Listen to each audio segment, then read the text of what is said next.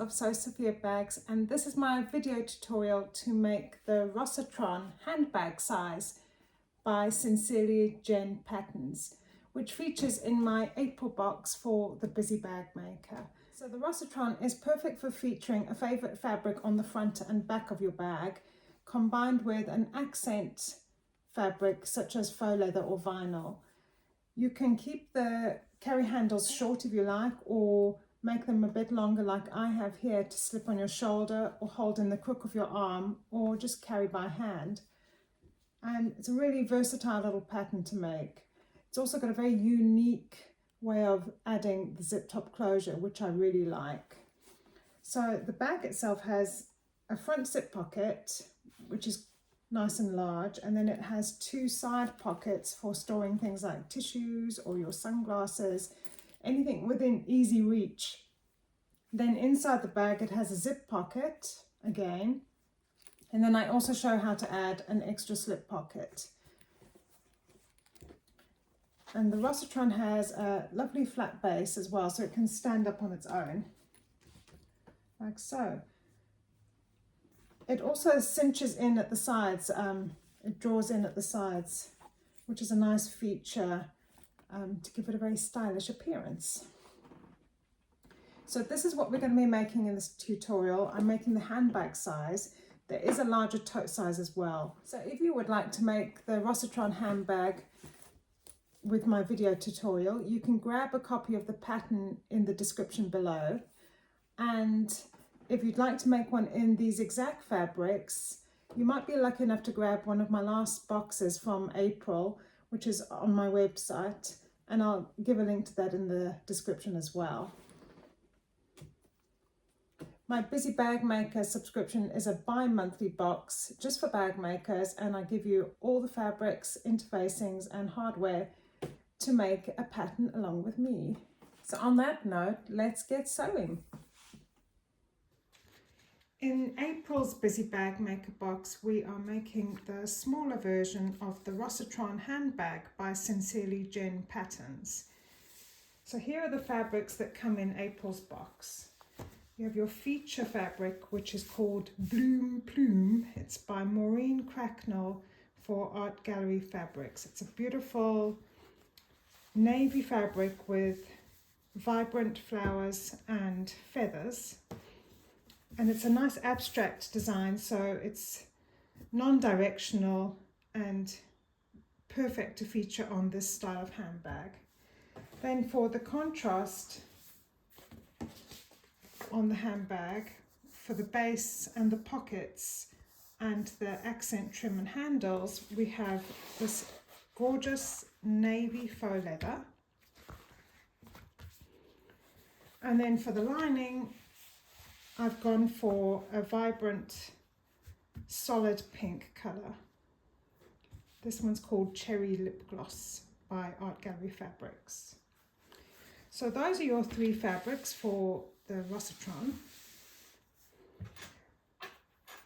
Then I give you a good amount of woven cotton interfacing, and then this fusible fleece. It's a stiff variety, so it's a little bit in between a Decaville light and not as thick as a sew-in foam. So the reason why I've chosen this fusible fleece is that it also fuses really well to the back of the faux leather, so that we can keep all the seam allowances as bulk free as possible.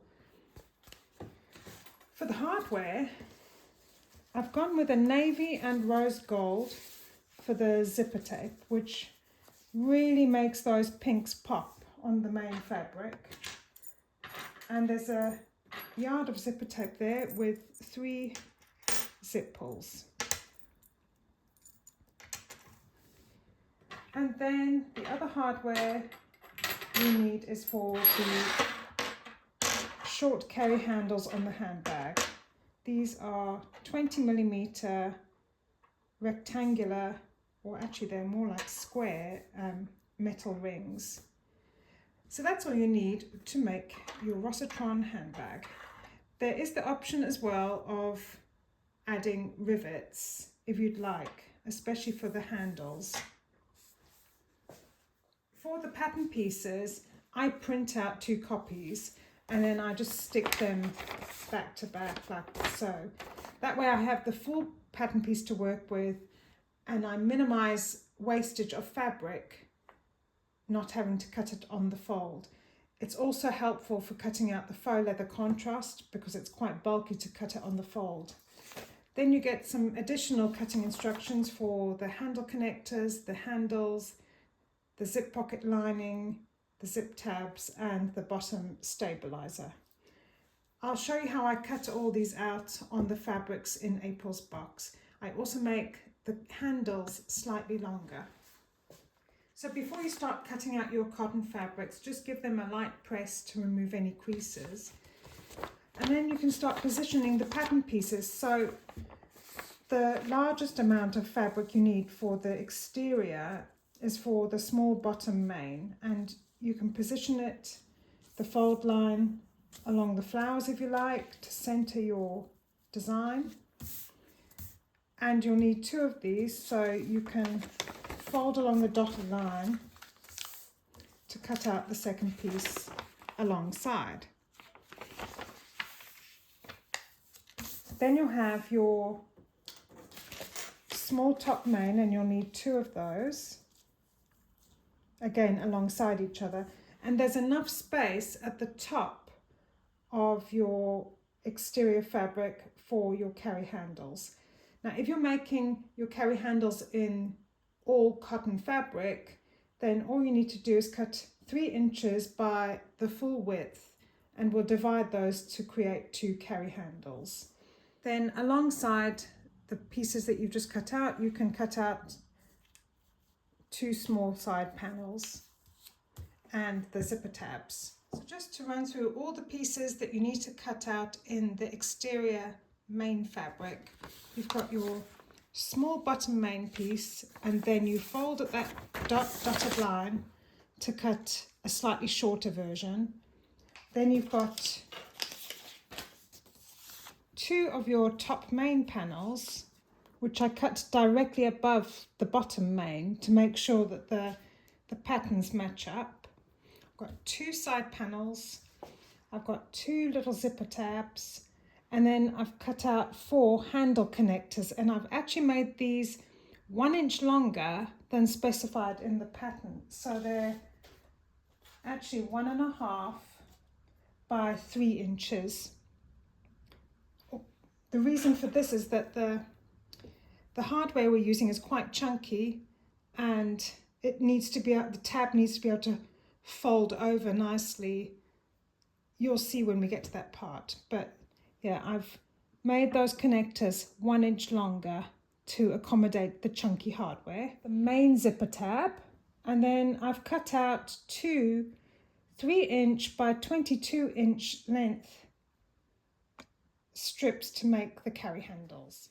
So let's now cut out the lining fabric, and because it's just a solid colour, you can position the pattern pieces any way you like. So you'll need 2 of the small lining main, and you can position them one above the other, and then you can cut out the shorter of the small bottom panel above those lining mains, and then you've got your bottom panel for the bag, and you've got your other small main bottom piece, the longer one, and you can cut out your 2 side panels, and you can do them one upside down to really be resourceful with your fabric if you like. I'll just move this down here so you know that the lining main goes there and there. And then you need to cut out 2 small pockets. You could probably put them one there, one there. And you need to cut out a couple of little zip tabs. And then you've got all of that fabric there to cut out your 2 zip pocket linings And you might even have a bit more to make a small slip pocket in your handbag. So let's take a look at the lining pieces now they're cut out. So you've got the two lining main pieces. I'll just put those one on top of the other. And then you've got one of the small main bottoms. There's the other one. They've got a slight slanted edge, so you won't get them mixed up with the bottom panel. And then there's the bottom panel. I'll just bring those together. Then you've got your two little pocket pieces. You've got your 11 by 7 inch pieces, two of those for your inner zip pocket, and I've just used a bit of chalk to scribble on a Z so I remember these are not for the bottom panel. And then you've got two side panels as well. And I'll just show you how much is left over, because there is enough to make another slip pocket in the lining of your bag as well if you'd like. Or you could use it for a separate accessory like a glasses case. So you could easily make like a 9 inch by 6 inch pocket somewhere. So that's the lining. And you'll need two little zipper tabs too, I forgot to mention those before. Cutting out the faux leather for the Rossatron, I've given you enough in the April box, if we just turn this over, for your bottom main panel,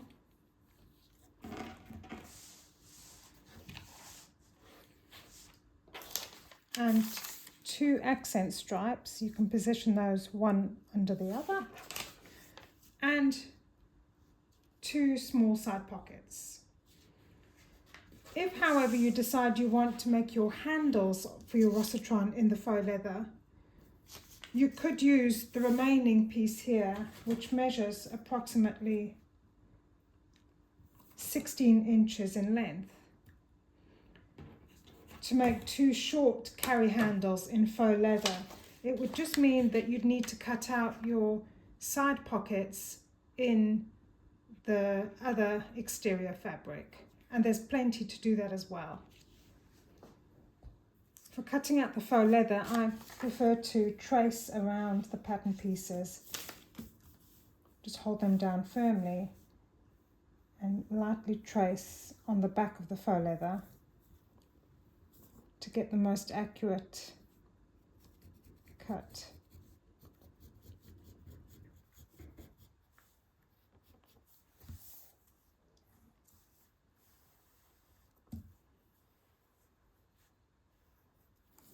And then I'll flip that over to do the other pocket. So we've got our bottom panel, a side pocket, another side pocket, and two accent stripes. And in fact, you've got enough faux leather left over in your box to make a small keyring or a little pouch or tassel to adorn your handbag. In April's box, I include some fusible fleece interfacing, which is a nice stiff quality. It sticks really well to fabrics and also to the faux leather, which is what we'll be using this for as well. So wherever it says in the pattern to use foam interfacing, use the fusible fleece instead. It has a glue layer and then a soft layer, and I've gone ahead and drawn out all the pattern pieces that we'll be cutting. So you need two of the fusible fleece interfacing pieces in the lining main panel. So I've drawn them out like so. Then for the small side panel, you cut along the dashed line, and you need to cut out two of the side panels in the fusible fleece as well. Then you need your small bottom panel in fusible fleece. You'll also need to cut out a small rectangle of 10.5 by 3 3/4 to reinforce that bottom panel. In April's box, I give you a full yard of woven cotton interfacing, which you'll be using for most of the exterior pieces and lining pieces. You won't need to use the woven cotton interfacing on any of the faux leather. So all you do is lay out each pattern piece with the glue side of the interfacing facing up against the wrong side of each fabric piece, and just lay them all out across the yard that I've given you and cut around each piece before fusing in place on a medium heat. I find this method of laying the fabric pieces onto the interfacing a better way to minimize wastage, and also to make sure that you've got enough interfacing for all the pieces. See, I'm only cutting away a couple of corners there to reduce waste. I'm just going to show you how I iron the fusible fleece to the back of the faux leather bottom panel for the Rossatron. So I've got my bottom panel here, and you need to firstly center the smaller bottom stabilizer to the wrong side of the faux leather, making sure that the glue side is attaching to the back of the faux leather. Now take a damp cloth. I've wetted actually quite a bit, but squeezed out any excess water. Then you place your stabilizer in the center. You can even take a ruler to measure that it's accurate. Then you take your wet cloth and just place it over the top. I'm using Sophia's really old primary school tea towel for this because it works pretty well. And set your iron to a medium heat, so you don't really want the steam coming out. It's more, is it the wool heat? Yeah, it's the silk wool heat, so it's not scalding hot. And then you just press down, working your way down the stabilizer, trying not to press too much on the faux leather. You're really just wanting to fuse the fleece in place. I give it a few light dabs and then just check your progress. And as you can see, that's already fused it in place and the faux leather is still fine. Then you take the larger piece of fusible fleece for your bottom panel and place it glue side down on top, matching all the sides, and then you can go ahead and fuse that in place. On the pattern, Jenny does baste stitch because it's a sew-in foam, but because this is fusible, we can just give it a light iron. Now, if you have a domestic sewing machine and you know that it won't cope with too many thick layers, I strongly advise you to trim the seam allowance away, especially from the shorter ends of the fusible fleece, just to make sure that there is less bulk when you're assembling the bag at the end. And if you really struggle with layers, you could also cut away the seam allowance on the longer edge. So I'm just going to place this centered, and I've left the two shorter sides with no fleece to make sure that I can sew them with ease. And you place your damp cloth back over and then just press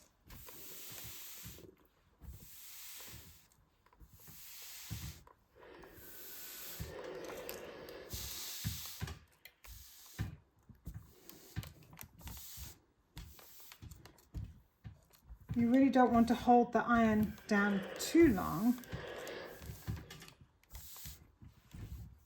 You can just check our progress.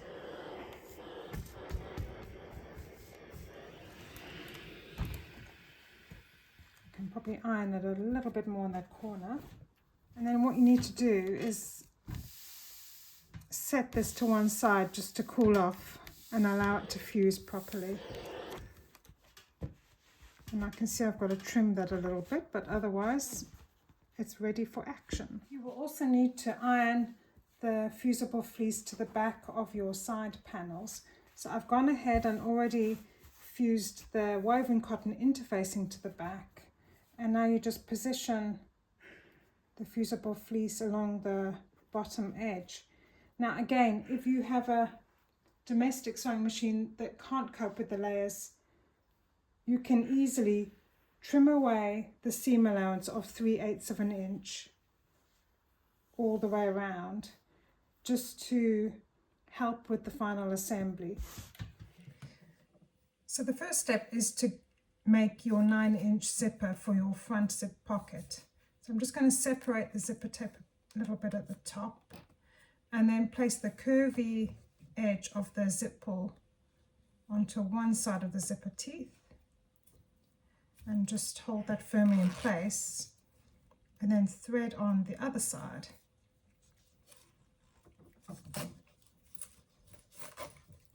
And now we can measure our 9-inch zip.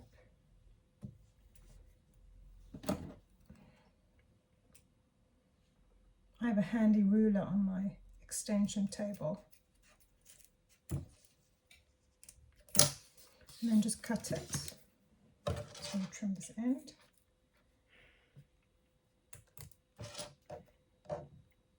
So I've just prepared my 9-inch zipper. I've attached my zip pull already.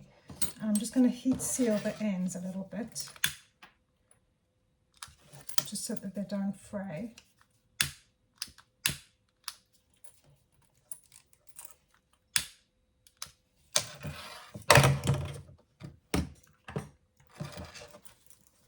And just make sure that's all even.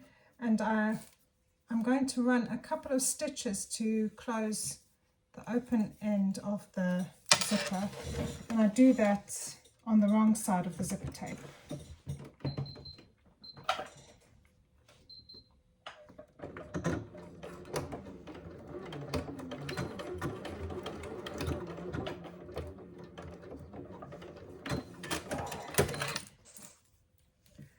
Okay, I'll just trim the thread.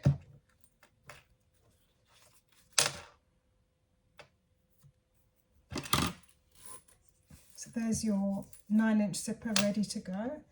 Then you take one of your little zipper tabs and have it right side up and place the zipper tape wrong side down, matching the shorter edge. And then you place one of your exterior zipper tabs wrong side down over top. And then you can stitch these in place.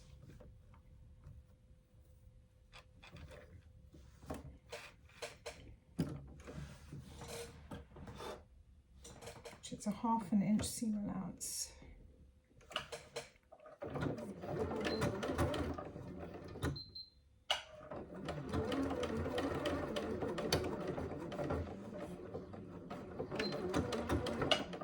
Make sure you backstitch at the start and stop as well. So I've just attached the 2 zipper tabs, and then you press them away from the zipper, both of them, like so. And then you can top stitch just to hold the seam down. I might just add a clip there to keep the layers in place.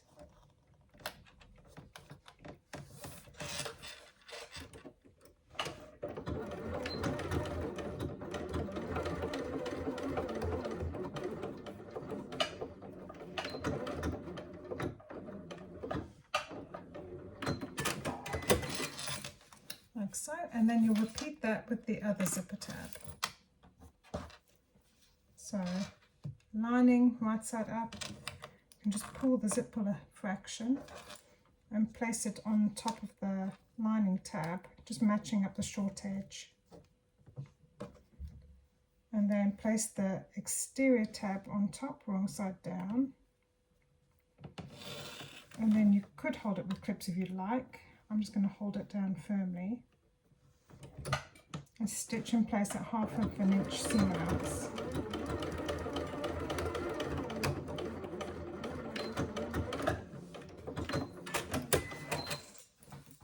And then again you fold the tabs together. Get that clip again. And then we can top stitch.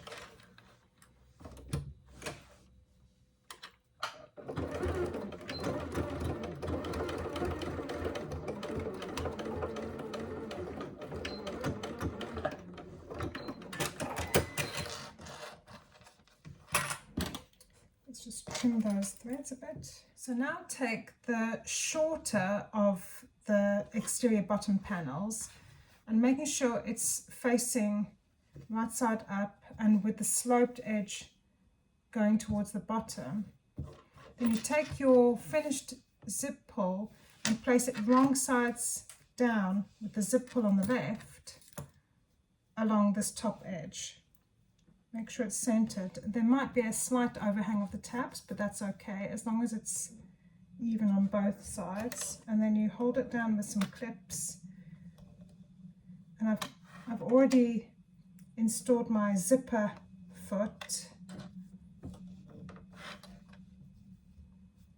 for this step. And we need to sew it in place at 1/4 inch seam allowance. You can use a basting stitch for this step. It's just to secure the zip in place before we add the lining. If you're worried about sticking to your seam allowance, you can always draw with some tailor's chalk, draw in 1/4 seam allowance line along the edge of the zipper tape. It's really important to stick to the seam allowance for this step.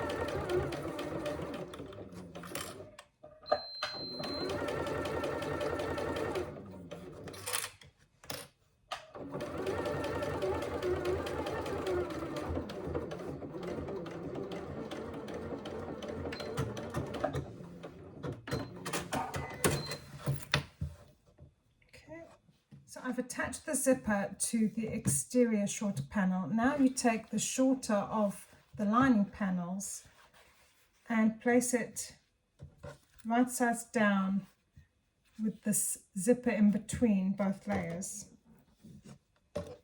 and secure in place with some clips. For this step we'll be stitching at a 3/8 inch seam allowance, and it's really important to get it accurate here. So you can always draw that line before you start sewing.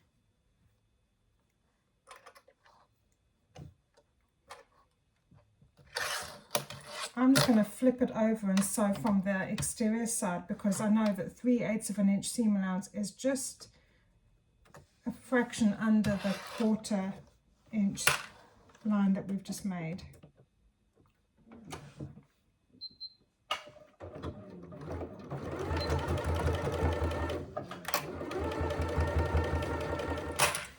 When you get to the zip pull, you might need to just keep the needle down, raise the presser foot, and maneuver that zip pull out of the way. And then put the zipper foot down and carry on sewing to the end. And then you just flip the layers away from each other. I can close that zip again and make sure everything's neat. flip the lining behind the exterior fabric, and we'll be giving this a good press,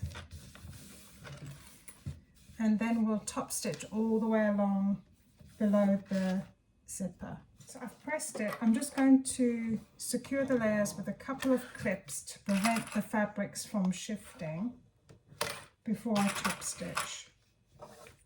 And you're top stitching right through the lining as well. I've actually used a pink bobbin thread for underneath. And then just position your zipper foot along that seam that you've just made.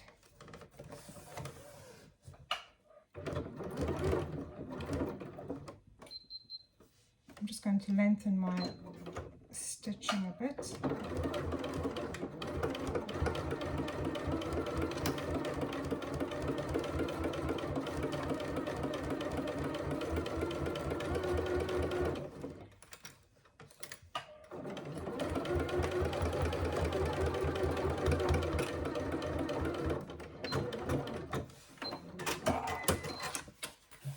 Okay, so I've top stitched just below the zip there. So now you take the taller lining panel. Remember that the sides are slightly sloped there. So have it right side up. This is your top edge. And then you place your other panel along the top, like so. And we're just going to add some clips to the top edge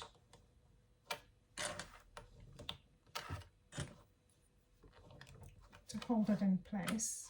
And then you stitch along that top edge again at 1/4 inch seam allowance.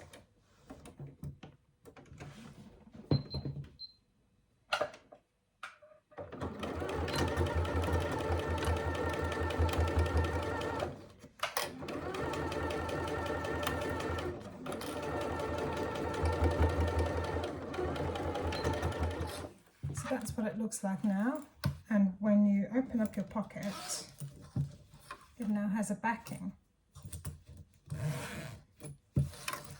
Then you take one of your faux leather accents and making sure that the shorter long edge is up, it has a slight slope again. And we're going to be matching the longer edge with the top of this zip panel and secure it in place with some clips before we stitch it down.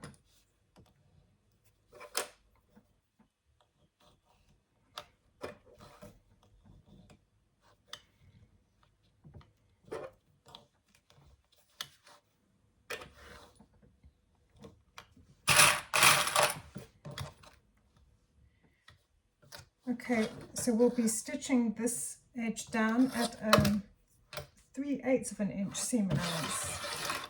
So I'm just doing it on the lining side because I find it easier to follow below the line that we've just sewn.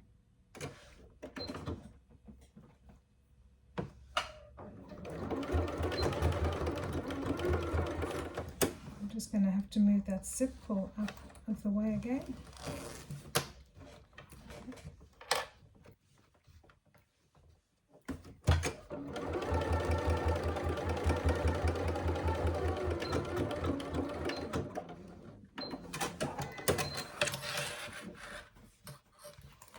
And you flip it over and just make sure, and close that zip, make sure everything's even. And you just need to smooth out, finger press, don't use your iron for this step, that accent stripe. And then we'll be top stitching all the way along to hold that seam in place. And you'll need to use your longest stitch length on your machine for this step.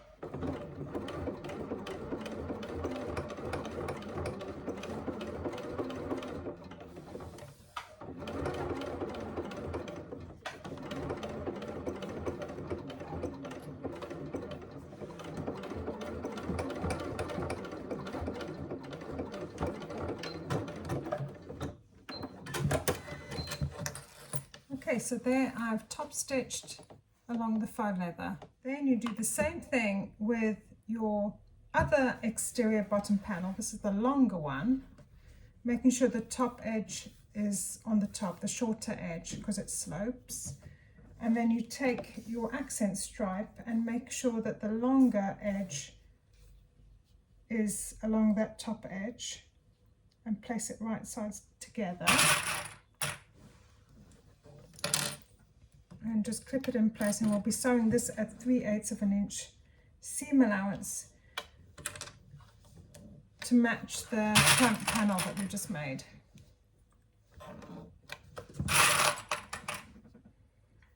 It's just that this panel has no zipper pocket. I'm going to sew it on the fabric side. Just find it easier than sewing on the faux leather side.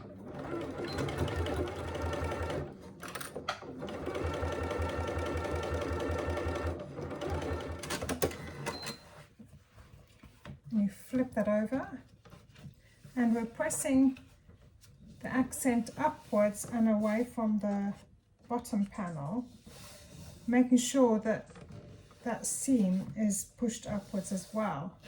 And we're going to be top stitching through the accent stripe and through that seam allowance. Just go slowly for the step, and don't be tempted to pull the faux leather too tight, because you could end up with a distorted result.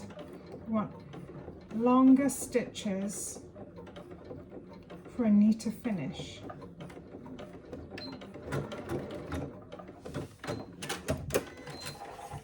So there you go. Oh, that didn't cut there. So if you see from the back, I've stitched down that seam allowance towards the faux leather. And these should be the same size. Well, let's hope so. Yep, they're the same size. Now you take one of your strap connectors, and remember that I've made these 1 inch longer than stated in the pattern, just for a bit more wriggle room with the hardware that I've included in the April box. And you need to draw a center line along the back of the strap connector, and then you fold over and press the longer edges to meet at the center line on both sides. So we're effectively going to be enclosing the raw edges like so, and just top stitch those longer edges down.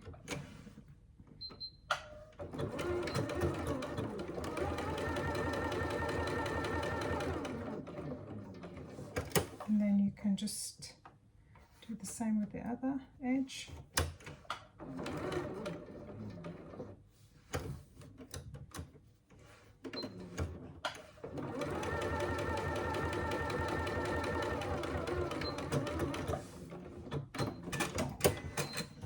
Let's just trim that thread. So you're left with a 3/4 of an inch wide and 3 inches long connector. And then you just take one of your rings, and with a little center groove, we're going to fold the tab over that groove, like so. And then you just need to run a few stitches to hold those two short ends together. I might use a clip for this bit. Okay.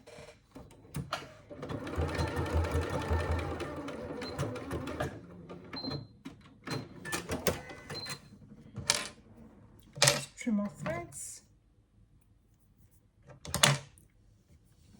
And there's your little strap connector, and now you repeat that with the other 3 connectors. So I've finished all 4 strap connectors. In the pattern, the exterior contrast fabric is used, which in this case would be the faux leather.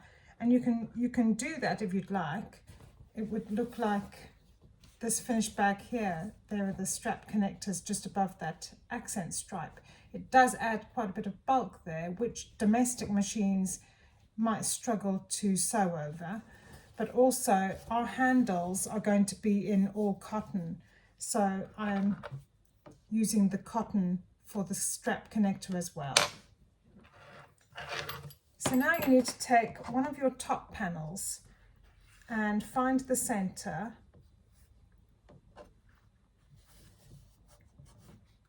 Remember that it also has sloped edges. I'm just going to mark that center, and then you measure 2.5 inches on either side of the mark that you just made. Just there.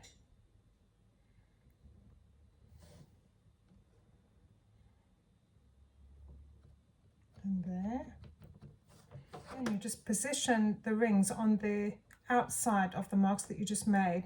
And I like to have a little overhang of about 3/8 of an inch to 1/2 an inch,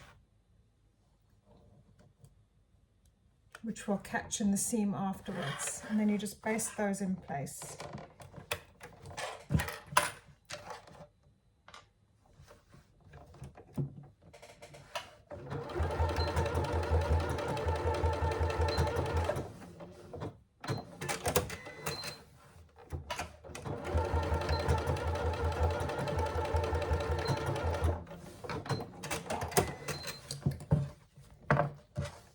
And you repeat that with the other top panel.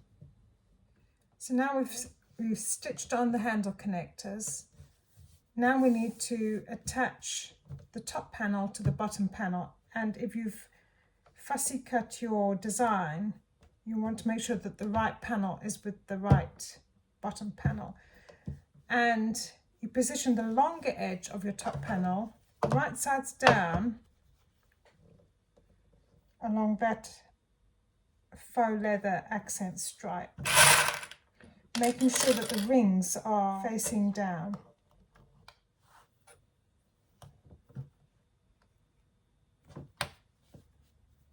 And we'll be sewing along this top edge at 1/2 inch seam allowance. Just make sure your rings are pointing downwards. And if you like, you can even measure and mark a few points so that you know you're sewing at 1/2 inch.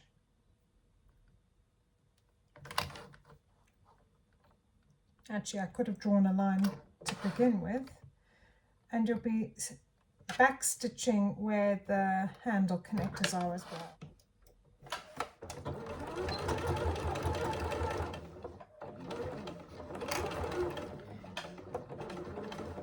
And I've just realized that I'm going to struggle to get past those rings with my ordinary presser foot, so I've switched back to my zipper foot for this step.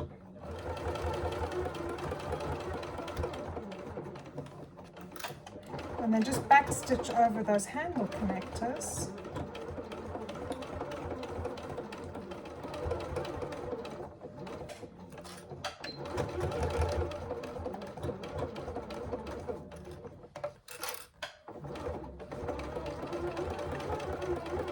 Now you have to press that top panel and the seam allowance away from the top. So the seam allowance will be pressed down, which enables the connectors to lift up. I'll just show you on this side. The seam allowance is pointing downwards, and you need to give it a good finger press, and then we'll be top stitching all the way along that accent stripe. You do need to give it quite a good press here. Before I even top stitch, I like to make sure that my seam allowance has been correctly done. So if you take your fusible fleece layer and just measure up, make sure it's the same size. That way you know that you've got the seam allowance correct here. And now we can go ahead and top stitch. I'm still using my zipper foot for this step. to get past those rings.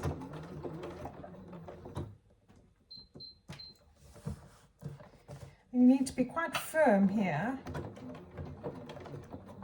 to top stitch,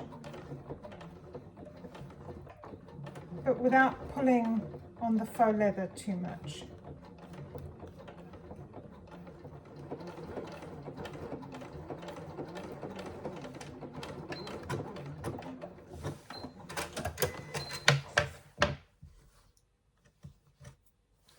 And there I've top stitched through the accent stripe, and the connectors will remain upright.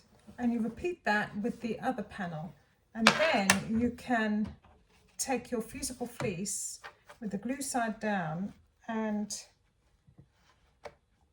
lightly fuse it in place, which we'll do at the ironing board in a minute. Once you've completed your exterior panels, and it will look like this, you need to iron your fusible fleece to the back of this panel before we can attach the bottom of the bag. Now, if you're using a domestic sewing machine and it struggles with lots of fabric layers, there are a couple of tricks here to reduce bulk before we sew that faux leather base onto the bottom. So first of all,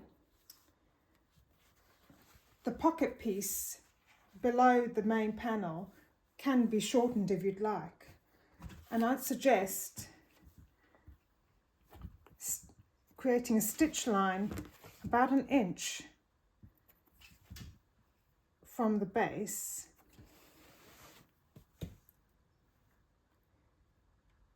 and this will make sure that you're not going to be including the pocket lining in the faux leather layer. So if you stitch along that line and trim this down, you can be sure that it won't get caught in the faux leather. And another trick, when attaching your fusible fleece, you can trim away the seam allowance, or about 1/2 inch along the bottom edge of your fusible fleece before attaching it. You can also cut away the side edges of the fusible fleece before fusing in place. So I'm just shortening that front pocket of the exterior panel. This step is not included in the pattern. It's just an additional step if you'd like to reduce the bulk in your seam allowance when attaching the faux leather base to the front of your bag. So I've drawn a line 1 inch up from the bottom edge of the pocket lining, and I'm just going to stitch right through both pocket linings.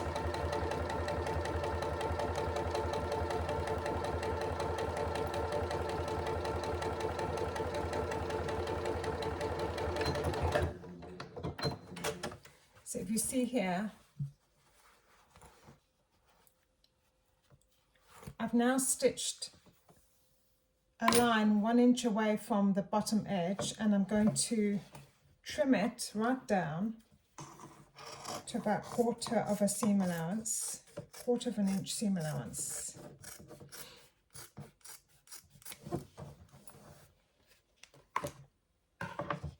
So this way, when you fold it over, the pocket is shorter than the bottom edge of the panel, so that when we're attaching the faux leather, it won't get caught in that extra layer. Now, before I've ironed on the fusible fleece to the back of my front panel, I'm actually going to go ahead and trim away about 3/8 of an inch from the bottom and both the sides of the fusible fleece. I'm just doing this without measuring. You can measure if you want to be a bit more precise than me. So that way you're reducing the bulk in the seams when you attach the faux leather pockets to the sides of your bag and the faux leather base. We're just trying to prevent problems from arising later on in the assembly. So now remember, we can press on the back of the faux leather just lightly. We're not going to press it too much, but we can fuse most of the fusible fleece to the back of the cotton. Remember to use a damp cloth for this, and set your iron to a medium heat.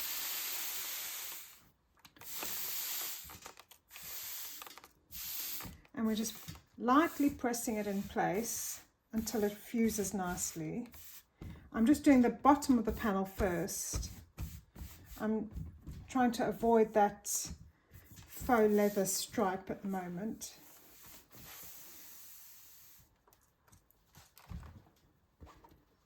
So the bottom's all fused, the fleece is fused to the bottom of the main panel. Now for the top, and we've got those rings as well to deal with. So I'm just going to fuse in the center, just between those rings,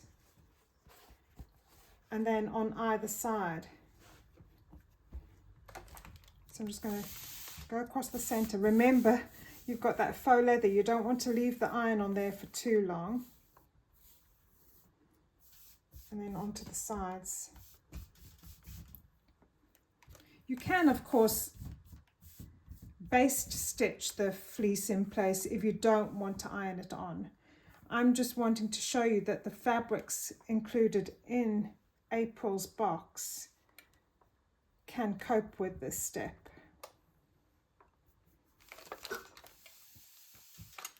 Let's have a look. I'm going to turn that over, and I think I'm going to just run my iron right across the top of the bag, avoiding the rings and avoiding that faux leather, just to try and fuse it in place a bit more.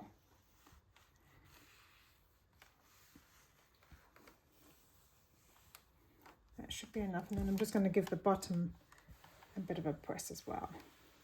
Okay, that should do it. And then of course we'll be attaching a zip along the top edge anyway, which will secure that fleece in place.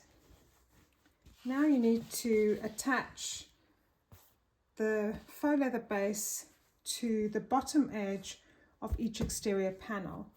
And we've already gone ahead and fused the fleece to the back of this faux leather.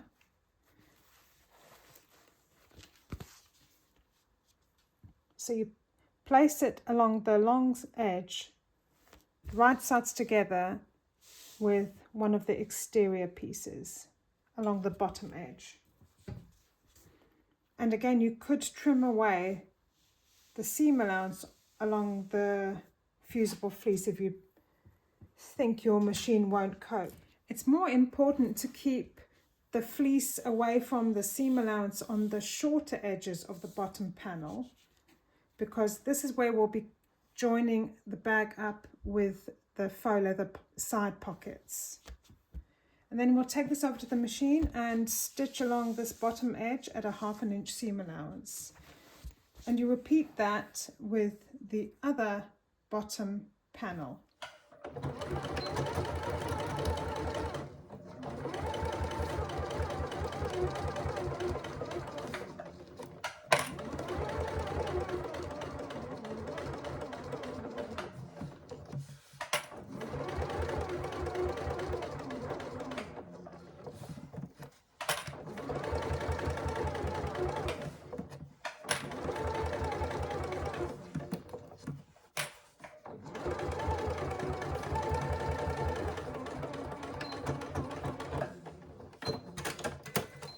So now I've sewn the faux leather base to one of the panels, and I'm going to just go ahead and trim this fusible fleece down just below the stitching line that I've made.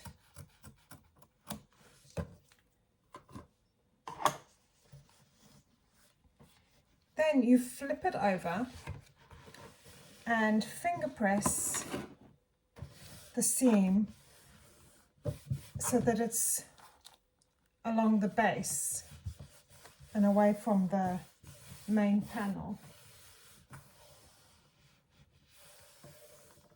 And we're going to be top stitching to hold that seam down. So set your machine to its longest length and slowly make your way down the seam.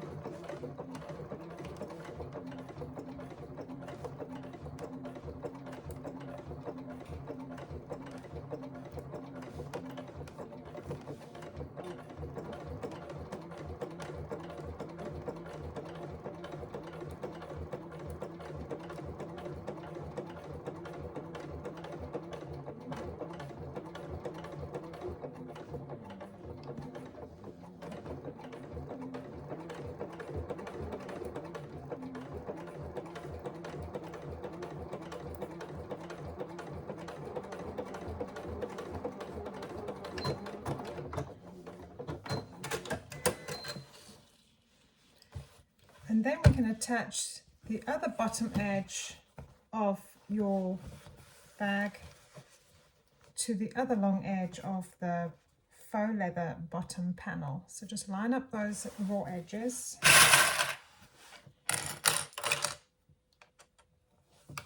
And again, we'll be stitching this at a 1/2 inch seam allowance. You can draw the seam allowance on the back of your fabric just to make sure you keep it straight if you'd like.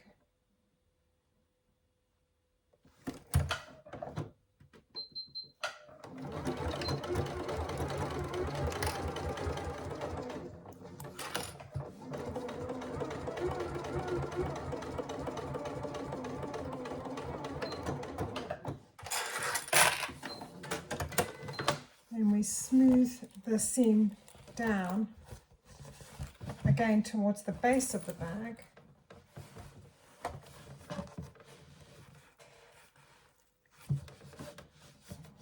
Making sure it's facing down all the way across the long edge. And then we're top stitching again through that seam to hold it down.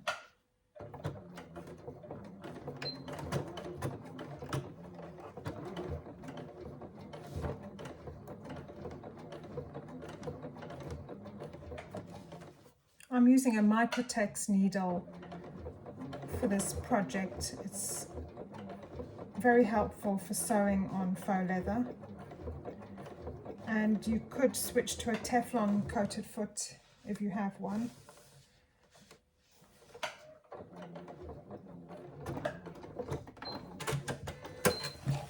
Okay, so that's our finished bottom panel. If you'd like, you can go ahead and add rivets just below each of the 4 rectangular rings and just centered. I'm just going to show you how I install the rivets, and I use one of these universal hand press gadgets, and it's got a die for the bottom and the top of the rivet. This is for an 8 to 9 millimeter double cap rivet. So now I'm going to show you how I attach my rivets, and you can roughly gauge the center just below each ring, and I like to give it a press with the cap just to create a mark where I'm going to be using my hole punch. You can of course measure to be more accurate, and make sure you do it between the stitch line and not over the stitches. So there I've marked where I want to punch the holes.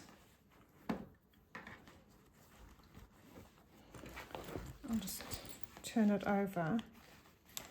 And then you punch right through all the layers. There's one done.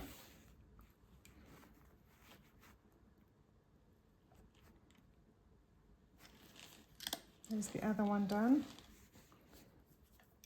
Then you take your rivet with the longer stem and pop it through that hole you've made. And then on the underside, you make sure that it comes through the hole before placing the shorter cap over it, and just finger press them in place to click together. I'll do it on the other side. Then you can either use a manual rivet setting tool, which you can get off Amazon or places like the trimming shop.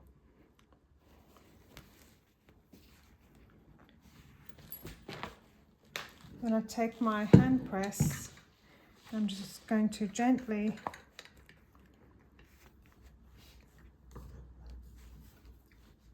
press that in place, just to secure it. It is actually quite firm without the rivet press because there are quite a few layers there.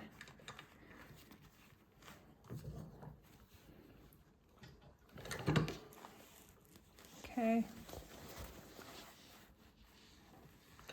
So my hand press has a die here for 9mm double cap rivets, but it does work for the 8mm as well. So you don't need to go and buy another die set. Just make sure that zipper is out of the way. Okay. Oh. And there your rivets have been added to your bag. Take an exterior side pocket piece and its lining counterpart and put them right sides together, lining up all the edges. And we're just going to be clipping on the top edge.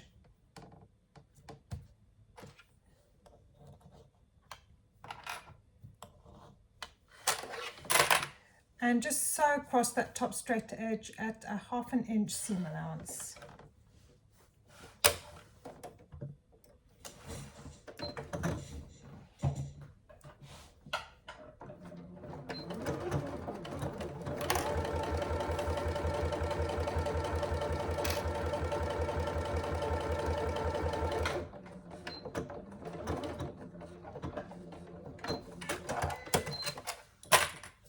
Then you flip the pieces over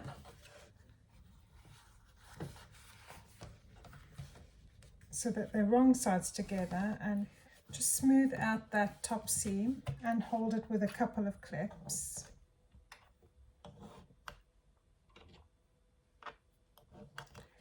Then I place a few more clips around the sides of the pocket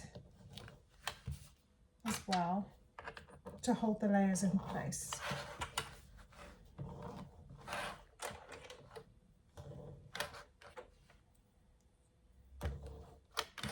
Now we're going to be top stitching just along the short straight edge of the pocket with your stitch length as long as it can go.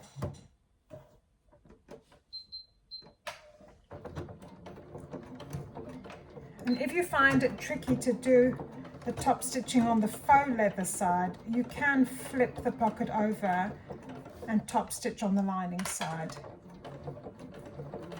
In fact, that's exactly what I'm going to do to baste around the curved edges.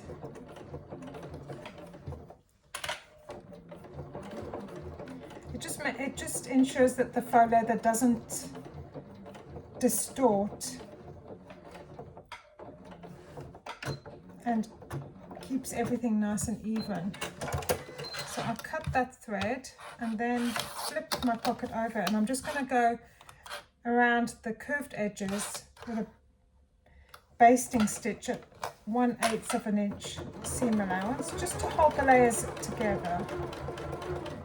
So you don't have to go slowly when you're sewing on the cotton side.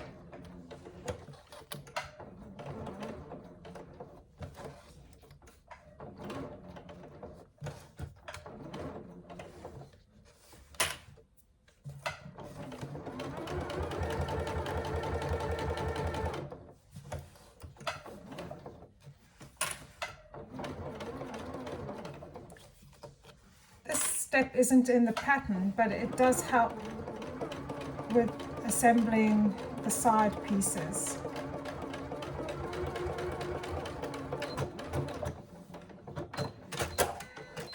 Okay, let's trim our threads. Okay, so there's my finished little pocket piece. Now you need to find the center on the curved edge, so you can lightly fold the pocket in half and then just press it with your finger there, and then I'm just going to mark it with a pencil just within the seam there, just to find the center. I'll do that with the other one as well.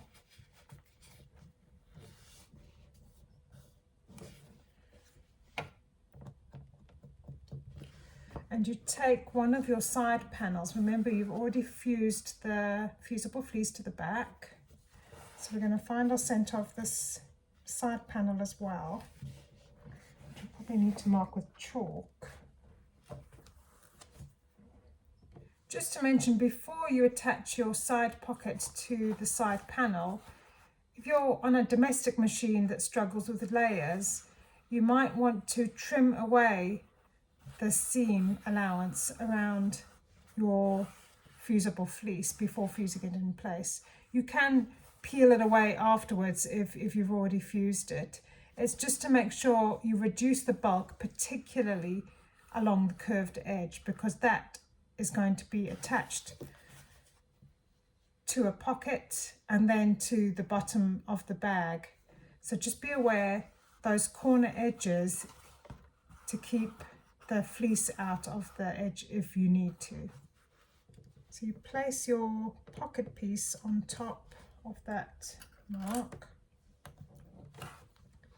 Then you clip the top side edges of the pocket in place. The pocket is bigger than the side panel, so once you get the corners in place, you can clip all the way around the curved edge.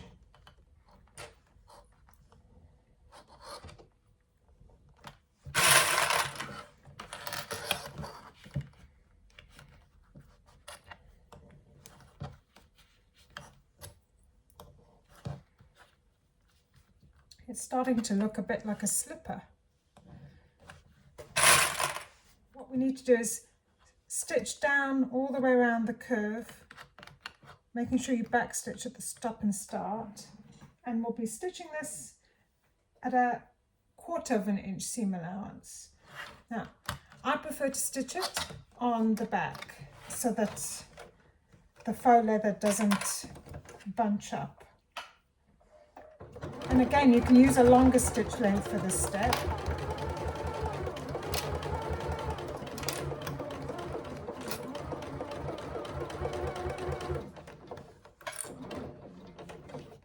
And just follow the curve.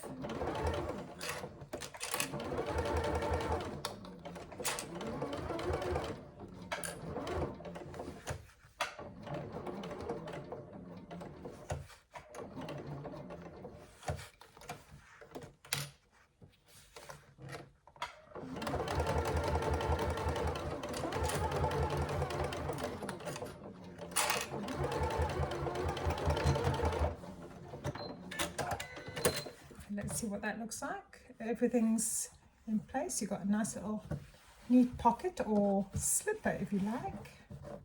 And then you repeat this step with your other side pocket and side panel.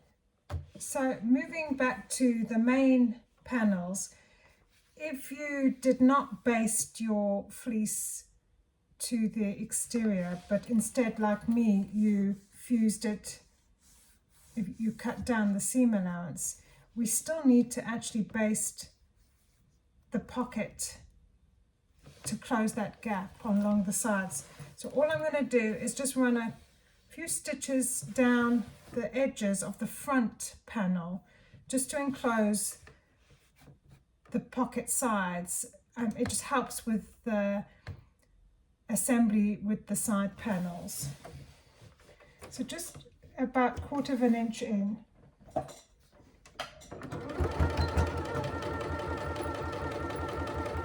running some stitches down here, and you don't have to go across the panel, the bottom panel. It's just enclosing the pocket edge like so, and then the other side as well.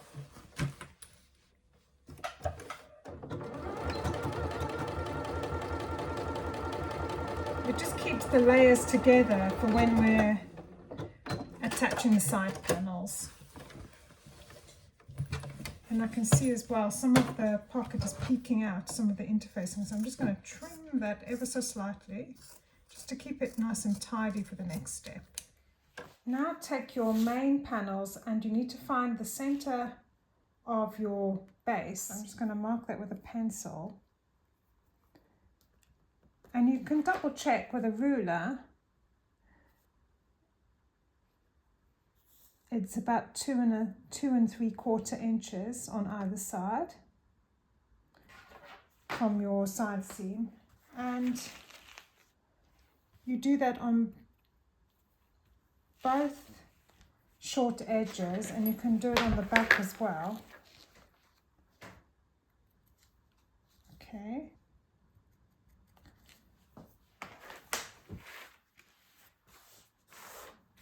Then you take one of your side pocket pieces, and we're going to be putting them, the center mark on the bottom of your pocket piece. You match it up with the little mark that you've just made on the base panel. And then you need to clip that in place. I'm going to add a couple more clips there, just close to that center clip.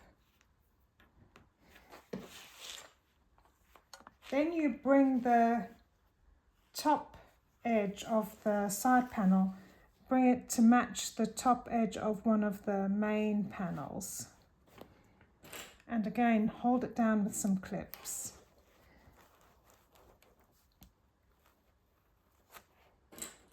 We're just going to be placing a few clips along the edge there.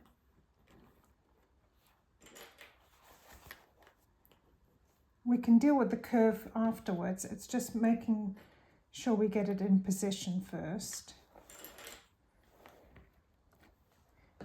And then you bring the other edges up together. Like so, and again hold them down with lots of clips.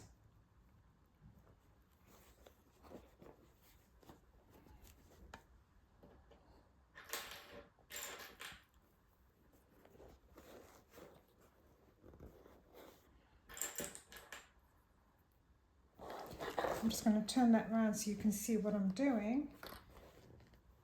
And we're just clipping that side panel in place.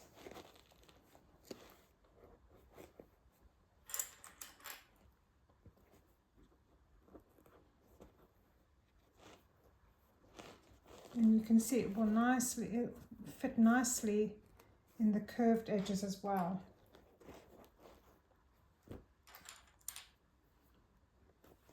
Now I'm ready to start sewing the side panels in place, and I do this with the bag upright like this, starting from a top side edge.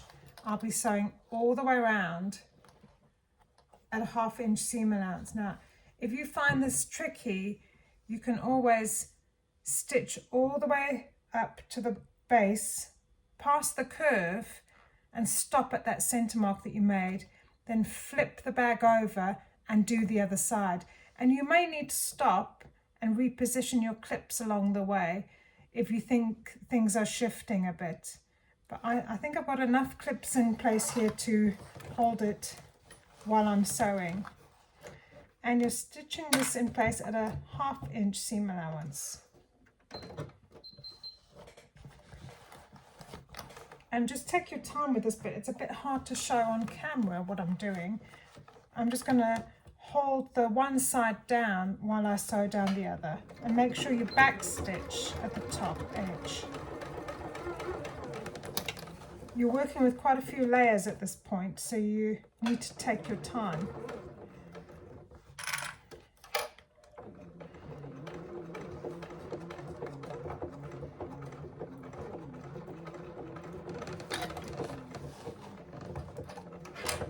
It's just a matter of squashing down the side panel as you go to get it all under the needle.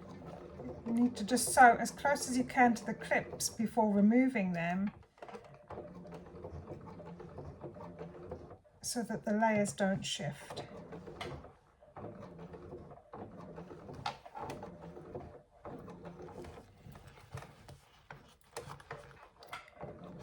Hopefully you'll be able to see how slowly I'm going at this point, and I'm making sure that I'm only sewing the side panel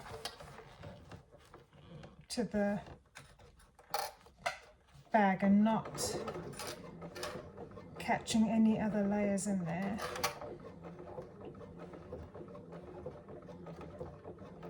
Now, if you'd like, at this point you can backstitch when you get to the bottom of the panel. Backstitch, cut your thread, and then flip over to start on the other side. Just make sure you reposition the needle where you left it before you carry on stitching.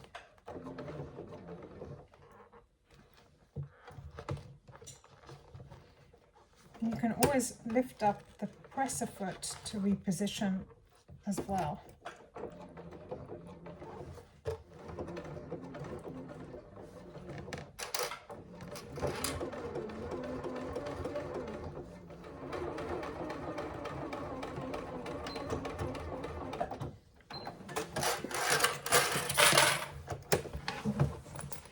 Now you just need to check all the way around that you've caught all the layers. Make sure it's nice and neat on both sides.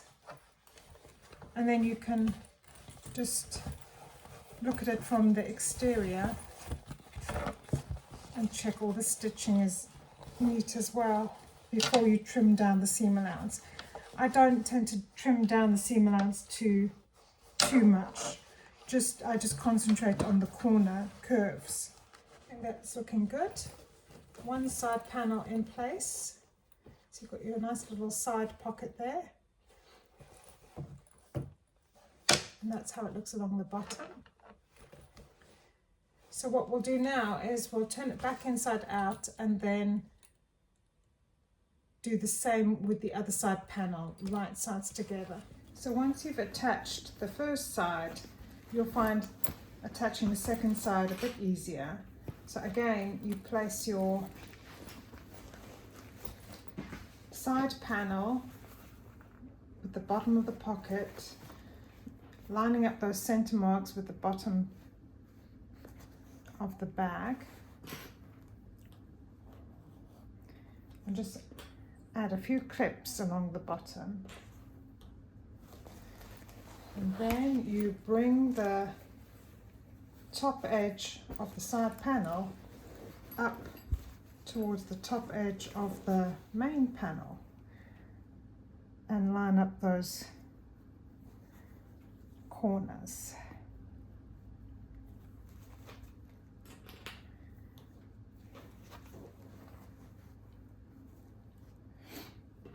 And we're just adding clips as we go down the side of the bag.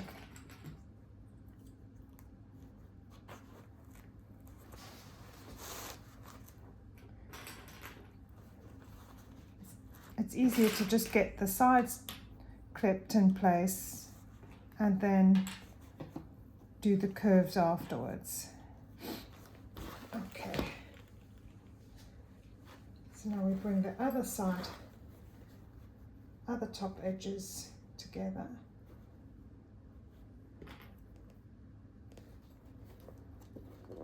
And now we get to the curvy bits. Sometimes it helps to maneuver the curve a bit before clipping in place, just folding it outwards and then inwards until it slots into place. And again, I'm going to start with the top, with the side panel facing up and work my way around. So start stitching with the side panel facing up and we're going from the top down.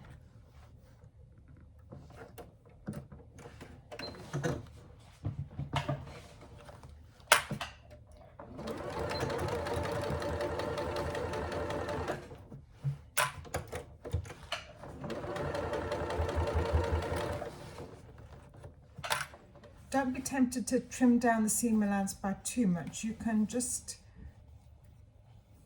focus on the curved edges of the faux leather base just to remove some of the bulk there, but try to avoid cutting along actual seams.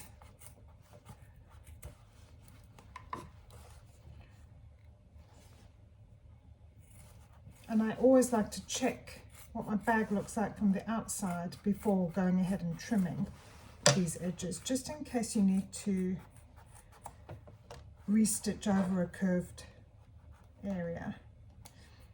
And I think I'm going to just leave the side edges. It's more important to get the curves nice and even. Just clip a few edges there.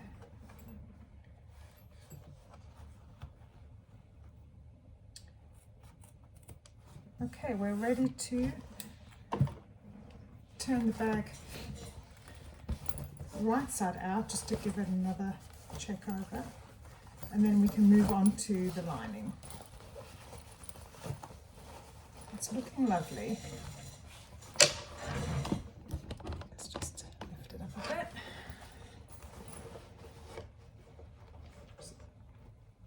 Just ease out those curved edges. Make sure all the stitching is even.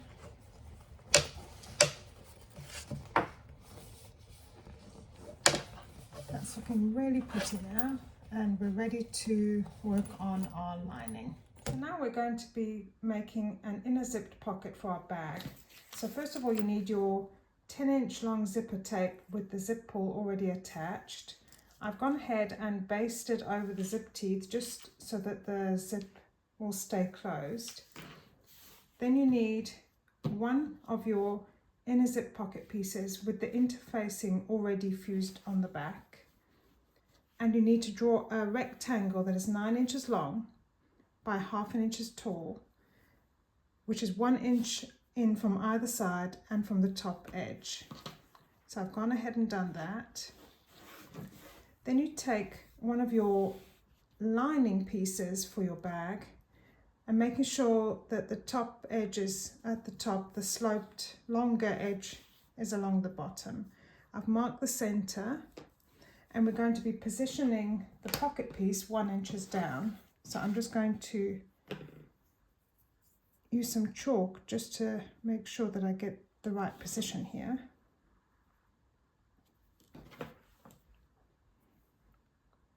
So that's where we're going to be placing our inner zip pocket piece. I've also marked the center on the wrong side of the pocket piece. So now we just need to position it along this 1 inch line and centered. And now we can add a couple of pins to hold it in place.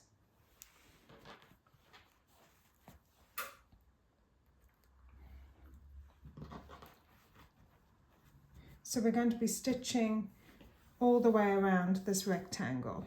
Okay, so I've created my rectangle with stitches, so these are now stitched together, and you need to create a center line, draw a center line that is 1/2 inch in on either side.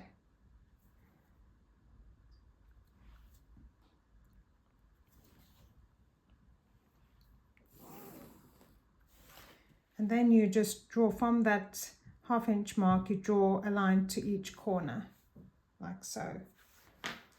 Then you take your seam ripper and just very gently, you're poking through both layers here, make a little slit, and you cut along this line through both layers up to that 1/2 inch mark, and then into each corner, making sure you don't cut into the stitches at this point, and all the way down to the other side as well, up to that 1/2 inch mark, and then into each corner. You have to make sure you don't cut the stitches. Okay, then we take this over to our ironing board. What you're going to do is push the zip pocket piece through this gap, and we're going to press the seam down, and the same with the top edge. Press it under, and we're creating a zip window here. So you need to make sure all those pieces are on the other side of the lining, and take this over to your ironing board to press it properly. I'm just going to press lightly to get that inner pocket piece through to the other side of the lining, like so.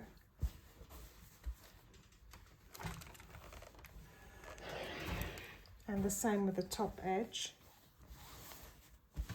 It can be helpful to just give it a press before pushing it through the gap you've just made.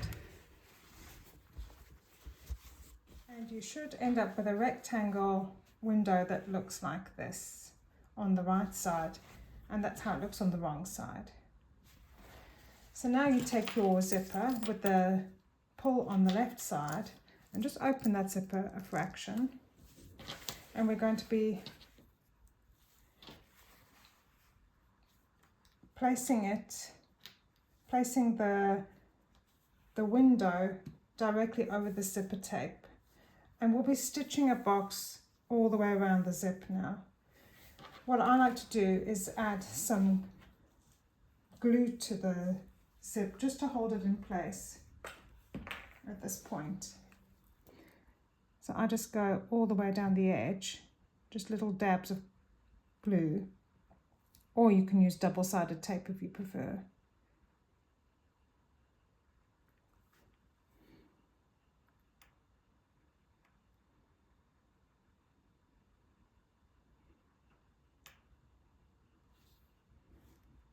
I don't use a huge amount of glue, just enough to hold it in place.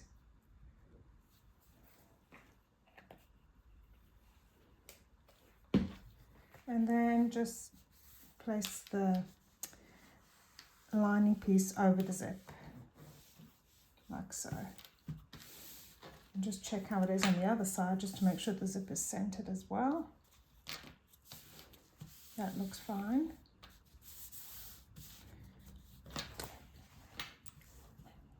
Now I'm going to switch to a zipper foot and top stitch all the way around this rectangle. You probably need to maneuver your zip pull out the way when you get to the other side, and all the way back. And I've also switched to a pink thread for the pink lining fabric. So I'm just going to start on one corner here and just top stitch that rectangle.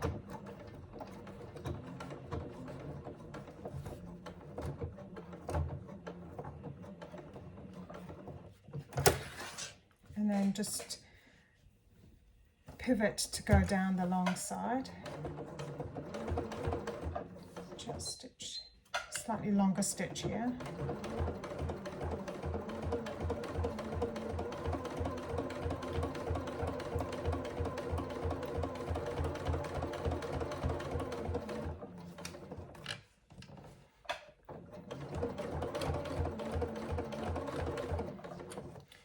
You might find you need to move the zipper pull out of the way.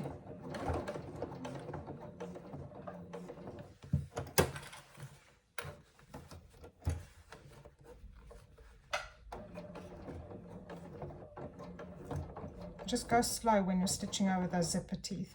They're nylon, so you can sew over them.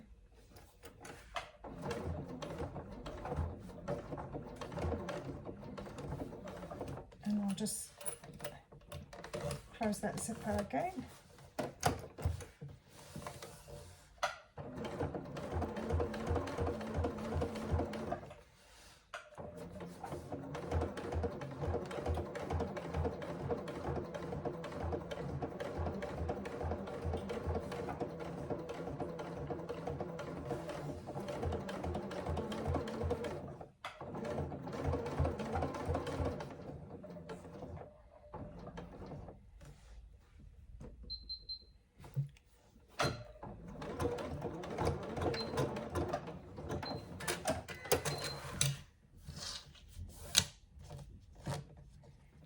Trim your threads.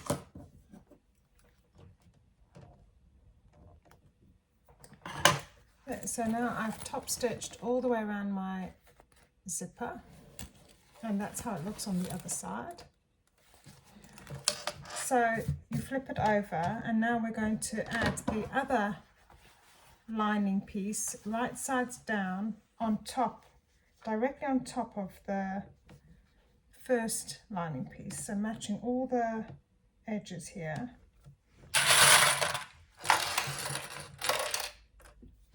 And just clip them all together.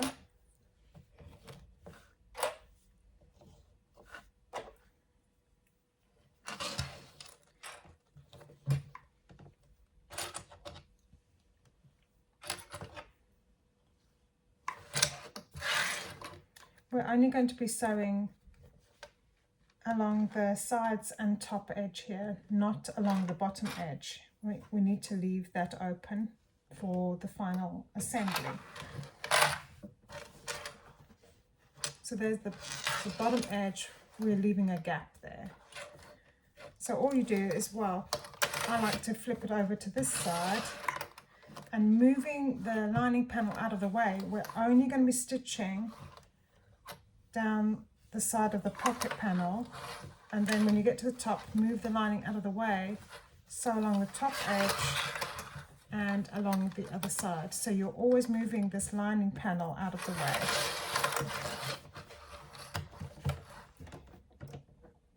And you can stitch at a 1/2 inch seam allowance here, because there's plenty of fabric to work with.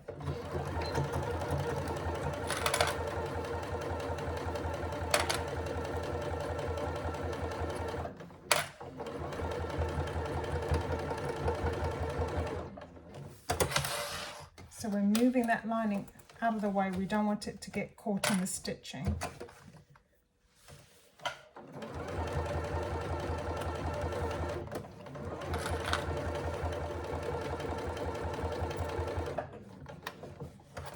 And again, the final side.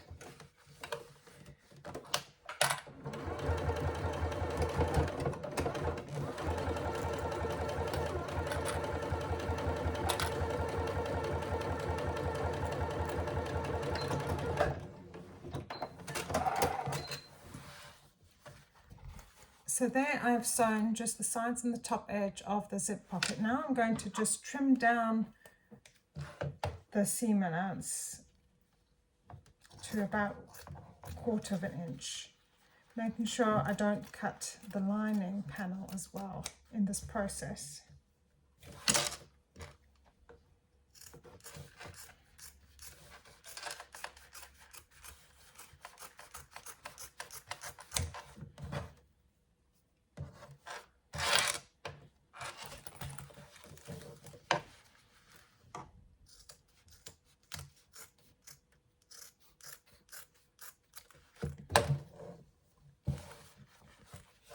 Check all the sides.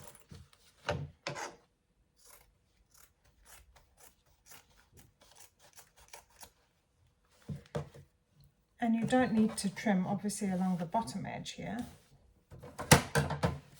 So there you've got your pocket. When you open it up, there's your pocket inside, and obviously with the gap at the bottom. I'm going to leave the zip open at this point. And then if you'd like, you can turn the bottom edge over to the wrong side and press it it just helps for the last step when we're turning the bag through. Just turning it under by 1/2 inch here.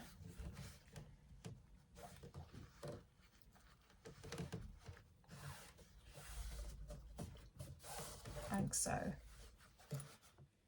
I have enough leftover lining fabric to create a small slip pocket for the other side of the lining piece.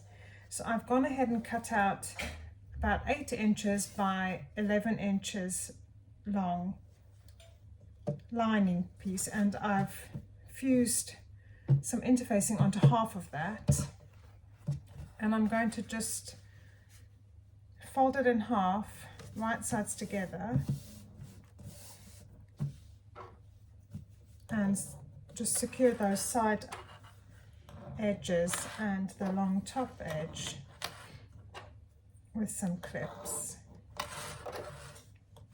I'm actually going to add one of my labels to one of the sides as well.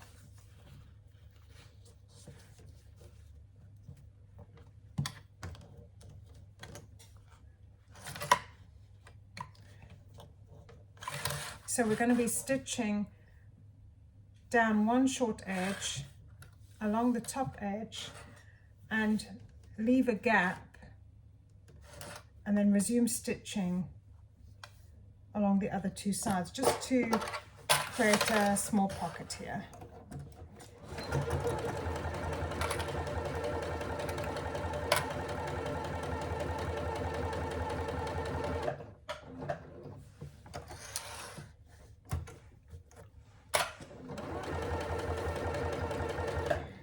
So I'm going to leave a small gap, so I'll back stitch a bit and then leave a gap, and then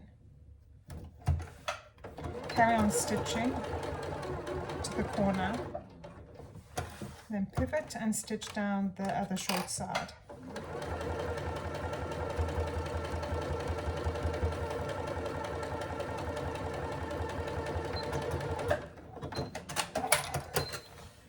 And then you clip each corner on the diagonal without going into the stitching. It just makes it easier to poke those corners through. So it's looking like that, and we're going to just turn the pocket right side out and ease out those corners.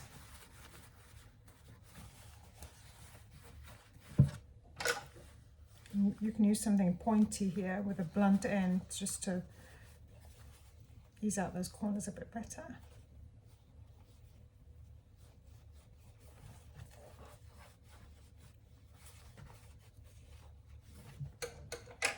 And you take this over to your iron and give it a good press, and make sure you fold under the top gap. So I've given my pocket piece a press, and now I'm going to just close that gap by top stitching all the way along.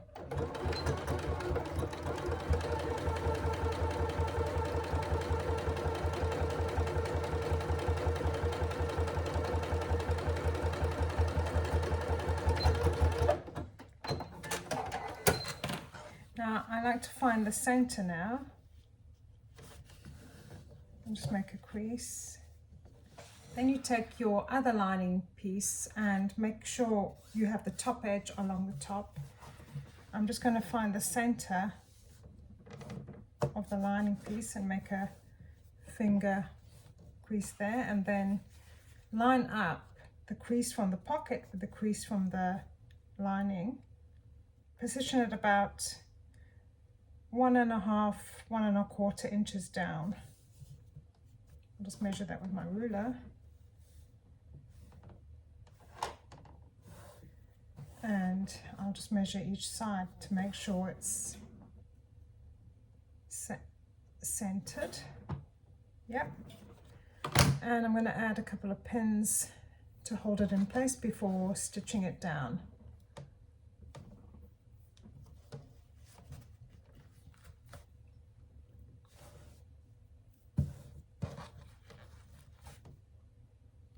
It's just a useful extra pocket for your phone or tissues or sunglasses. Then you're going to stitch, making sure you back stitch at the top, down one side edge, along the bottom edge and up to the other side edge.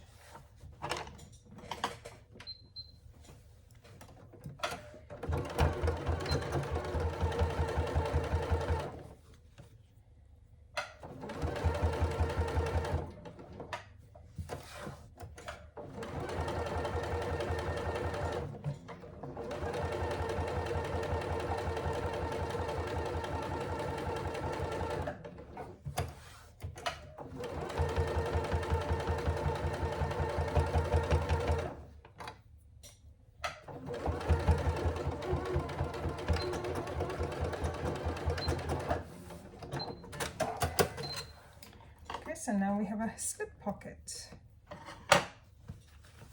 like so. So just as we did with the main bag assembly, we need to attach the base to either main panel. So you do this by lining up the bottom edge of the lining panel with one long edge of the bottom panel and placing them right sides together.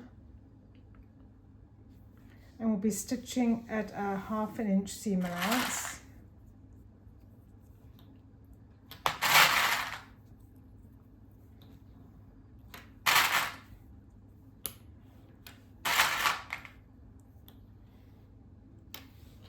And you'll do the same with the other long edge and the other main panel.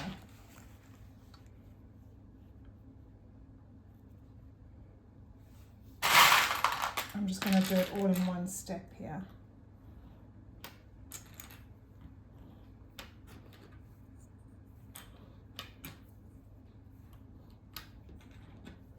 So I've gone ahead and attached the bottom panel to the lining panels. I've pressed the seam towards the bottom edge and then top stitched all the way along, just as we did with the main bag. Now you can assemble the bag in exactly the same way as we did the main bag, and you need to remember to find your centers of your pocket pieces along the bottom edge,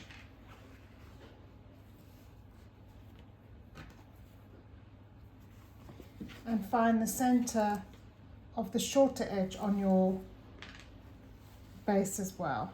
So I'm just going to fold those in half, match the top edge up, and then just make a crease there.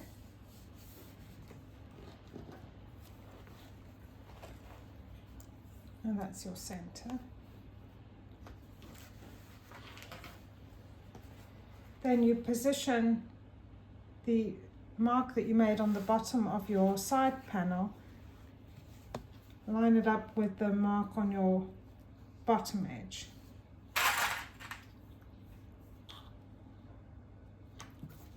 Then you bring the side up to the top edge of your main panel.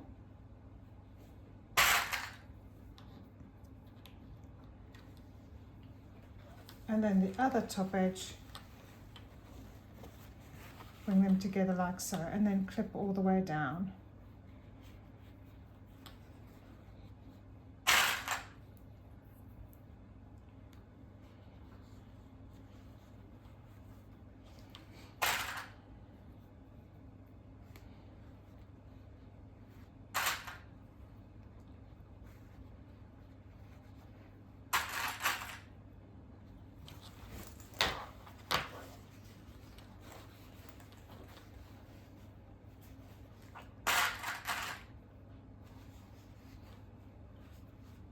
And just like before, we're bringing the side edges together first before we clip the bottom edges together. And it doesn't have to be too precise for the lining around the curve. Just do the best you can. Remember, we're working with thinner layers here. So I'll take this over to my machine and stitch all the way around, starting at 1/2 inch seam allowance and then towards the curved edge, I'm going to just increase my seam allowance to 5/8 of an inch. And you repeat that with your other side. To point out, when you're sewing your lining side panels to the main panels, make sure that you don't catch your zip pocket in the final stitching. Just move it out of the way as you're sewing along. So I'm stitching a side panel in place on the lining, starting at a 1/2 inch seam allowance, and I can already feel that zipper pocket's a little bit in the way. I'm just going to push it down with my finger while I sew down the side panel. And then when you start to reach the curve, just increase your stitching gradually to 5/8 of an inch. And I use the seam gauge on my needle plate to do this. It just helps prevent a saggy lining in your finished bag if it's a little bit shorter, smaller than the main bag. And you only need to do this around the curved edge. You don't need to do it all the way up the sides. And then once you pass the curve, you can switch back to a 1/2 inch seam allowance.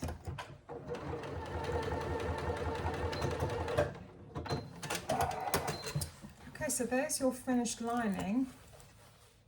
It's looking great. And you can, if you like, trim down the seam allowance to about 1/4 inch around the sides and base. I tend to leave it at 1/2 inch at the top because it's just easier to match those seams with the main bag.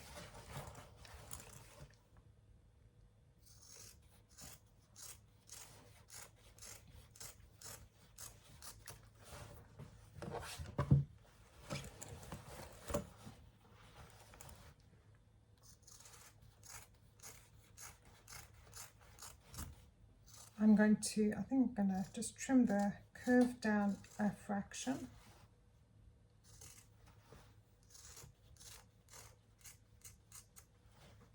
On both sides.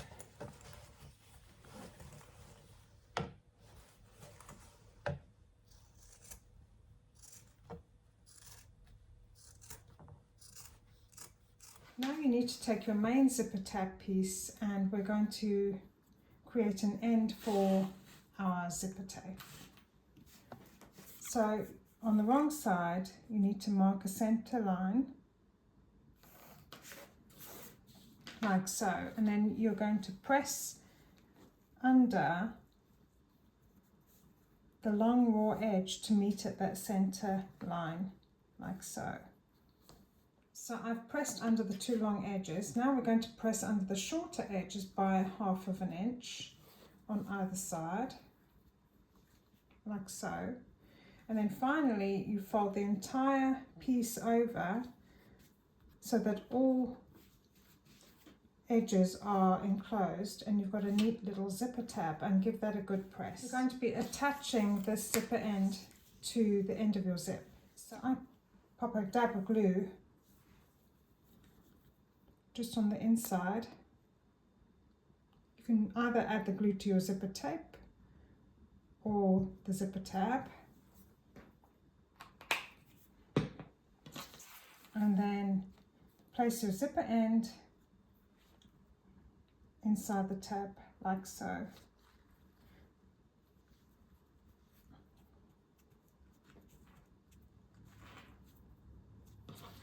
And make sure you press it down on both sides.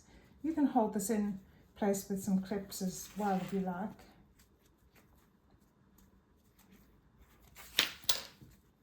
And then you just need to top stitch a square to secure the zip in place. I start sewing from the open end and work my way down.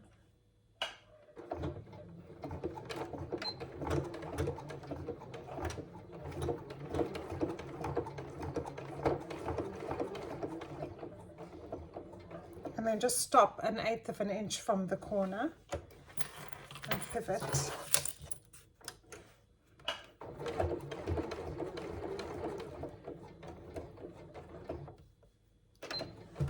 Might need to reposition your needle to get it just in from the corner, and pivot again.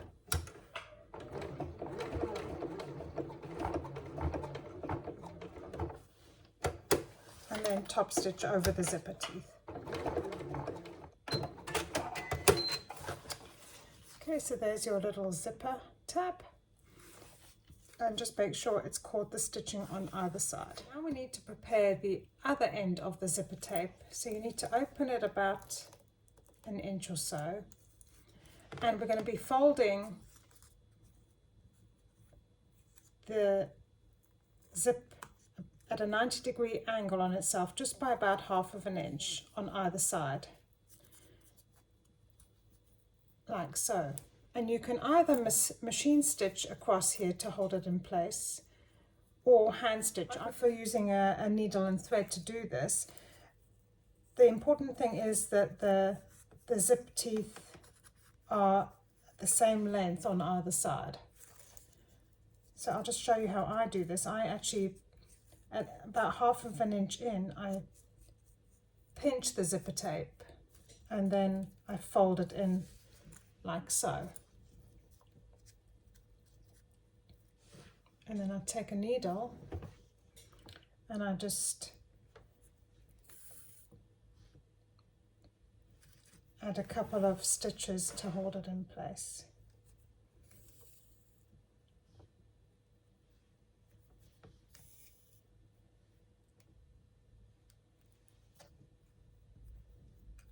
I find when I try and do this with my machine, the zip tape just moves too much and I can't get it as accurate.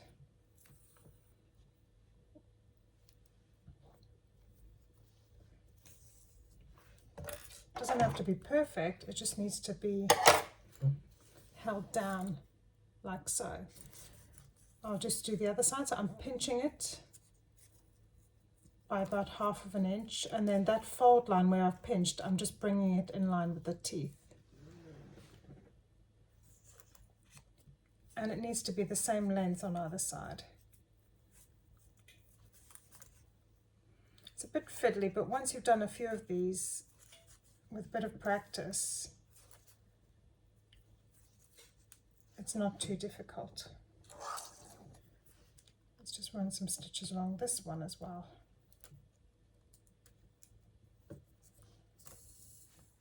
We are now going to attach the zipper to the outside of the main bag. So we're going to be placing it along the top edge. Now first of all, you need to mark a 1/2 inch in on the top edge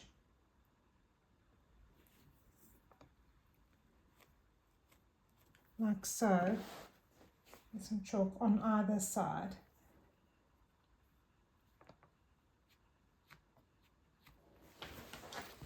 And the back as well, 1/2 inch in from that seam.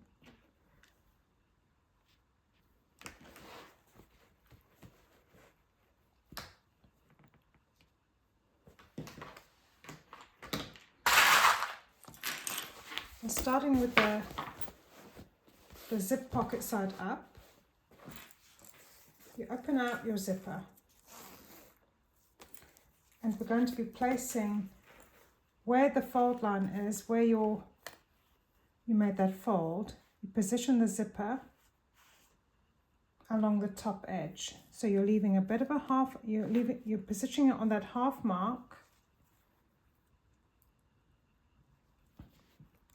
So we'll only be starting to sew from 1/2 inch in, and you just clip the zip tape onto the top edge of your bag. We'll start with one side and then we'll do the other side. And you want the zip pull to open from the left. So that it's the same side as the zip pocket pull. I just like to open the zipper out fully for this step. It's just easier to sew. And then when you get to that other 1/2 inch mark, just add a clip there so you know where to stop. And you can base this in place at a 1/4 inch seam allowance. So it looks like that. You're not clipping the zip, you're not clipping both sides together, just the the front of the bag. So I've switched to a zipper foot and I've removed the extension table. That way I can place the bag onto the free arm of the machine. And remember, you're just going to base stitch this part. We're just basting the zipper tape to the top edge at 1/4 of an inch seam allowance.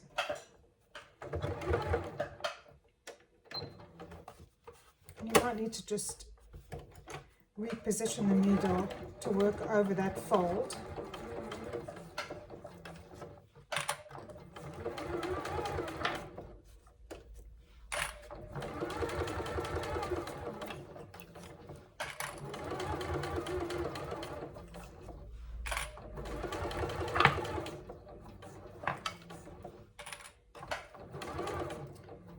And then once you get to the other end, you need to stop at the 1/2 inch mark.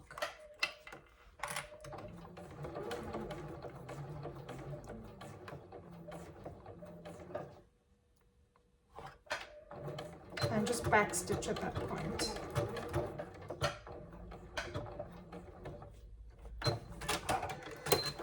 Okay, so that's all we've done now. I'll show you how it is when it's closed. All we've done is attach the zipper tape to that side. Now we need to attach the other side of the zipper tape to the back of the bag. So open your zip again. And we want to do this in a way that we're not twisting the zip. All we're doing is positioning it to the other side. So where you have the folded zip edge on the front, you need to place the folded zip edge to the back.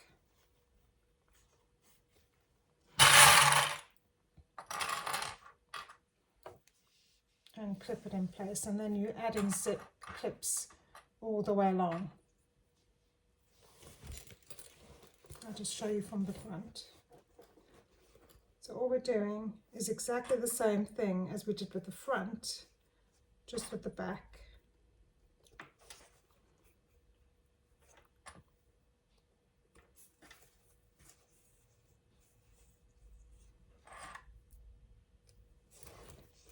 And again, you're going to stop at that 1/2 inch mark that you've made there. So just pop your clip there so you know. And I'll just show you what it looks like. I've not twisted the zip. As long as the zipper teeth are facing down and the zip tape is up. And then just reposition your bag.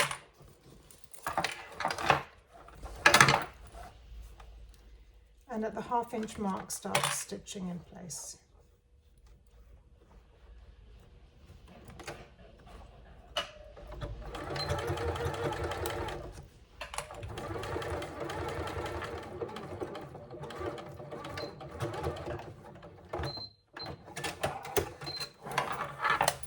So just remember that the folded edge of your zipper tape needs to be the same on either side. They both meet up. Now, you'll know if you've done it correctly when you zip up your bag, and you'll probably have to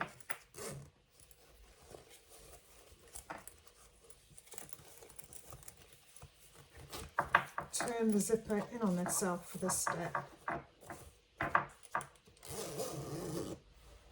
Like so, and it's worked. And you can open it up again so that we can add the lining. We're now going to sew the lining into the main bag, and I've turned the main bag wrong side out. It has the zip installed along the top edge, and making sure your zip pull, the zip tab is down inside the bag. You turn your lining right sides out and make sure you open that zip pocket, because we need to be able to turn the bag through the gap we've left inside. And place the lining inside the main bag, so we're making them right sides together, and you want the zipped pocket to be facing the back of the bag, so the opposite side to the front zipped pocket. And just place it inside, and then we need to bring all the four corners together. So the lining and the main bag top seams need to meet, and open them out like so. Make sure you keep that zip end out of the way, and then just center those seams, those side seams, and hold them in place with a clip.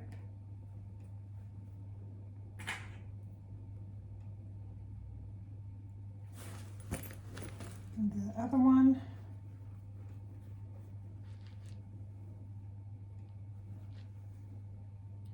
If you open the seam out, it just reduces the bulk that you're sewing over at the end.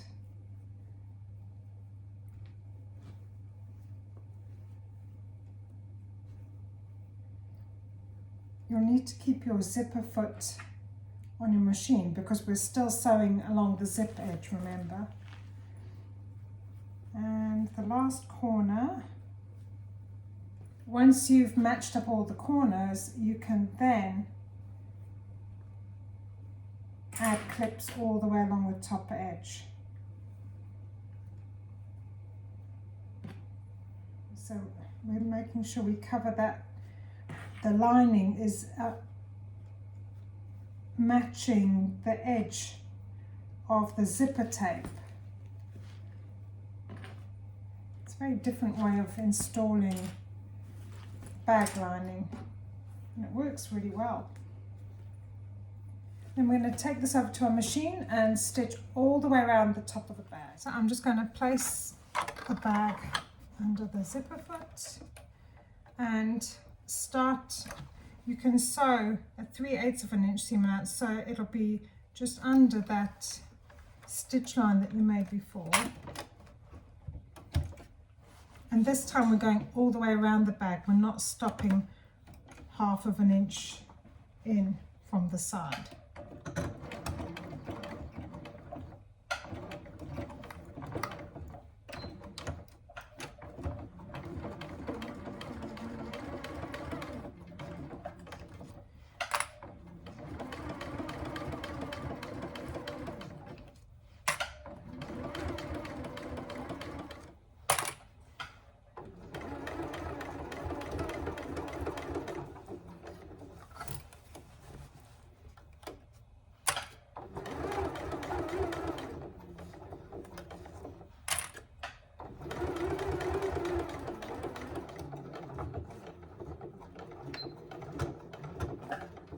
So you can see I've stitched all the way around the top edge now, and then you reach through the gap in your lining and gently ease the bag through the gap that you've left. You don't want to tug too hard because you can distort the nylon zip of the pocket, and also you don't want to scratch your faux leather. So just ease it, roll it out of that inner zip pocket.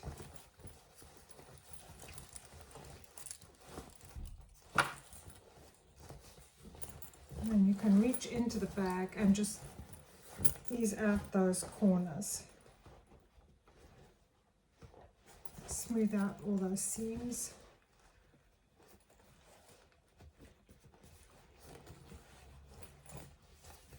And for now we're just going to pop the lining into the bag and press all around the top. I think I'll only be able to see properly once I've given it all a good press. but you can already zip the bag up nicely. It's looking really sweet. Definitely needs a press at this point.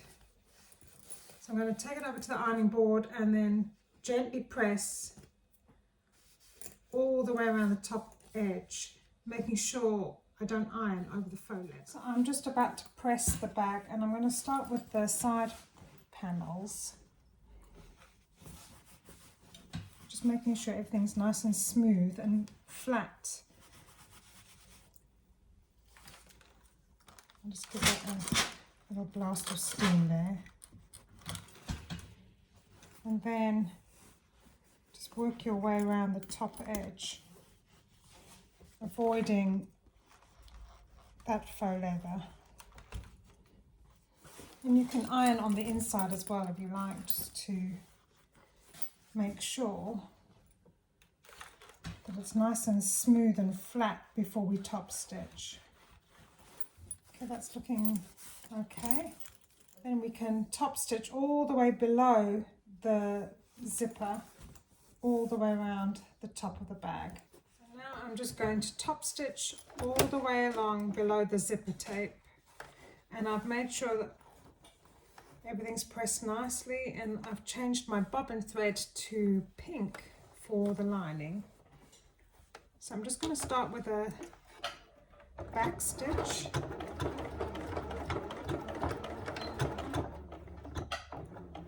And then increase my stitch length for the final top stitch.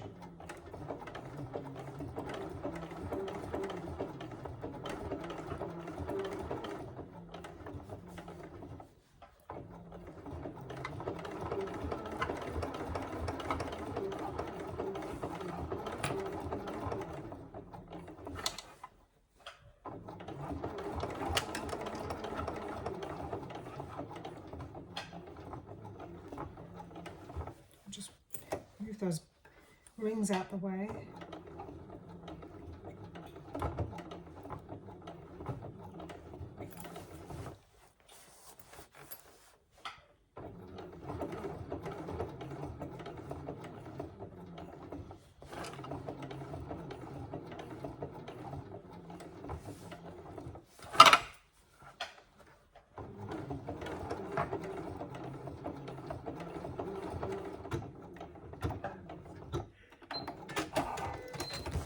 See how that looks.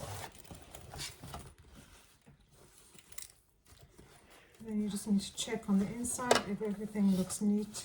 Just open that zip pocket, pull out the zipped pocket lining, and we're going to just hold them together with some clips so we can close up the pocket gap. Oh, I need to change my top thread as well to a pink thread.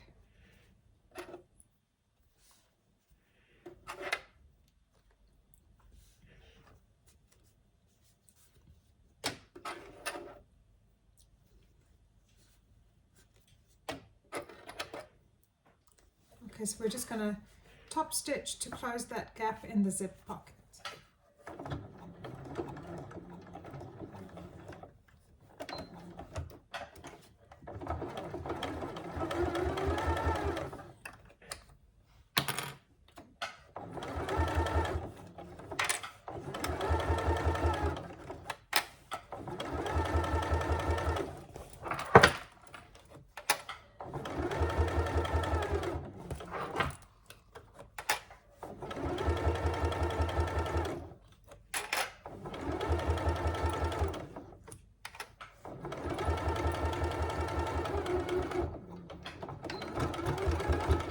We can now pop the pocket back inside and push out the corners.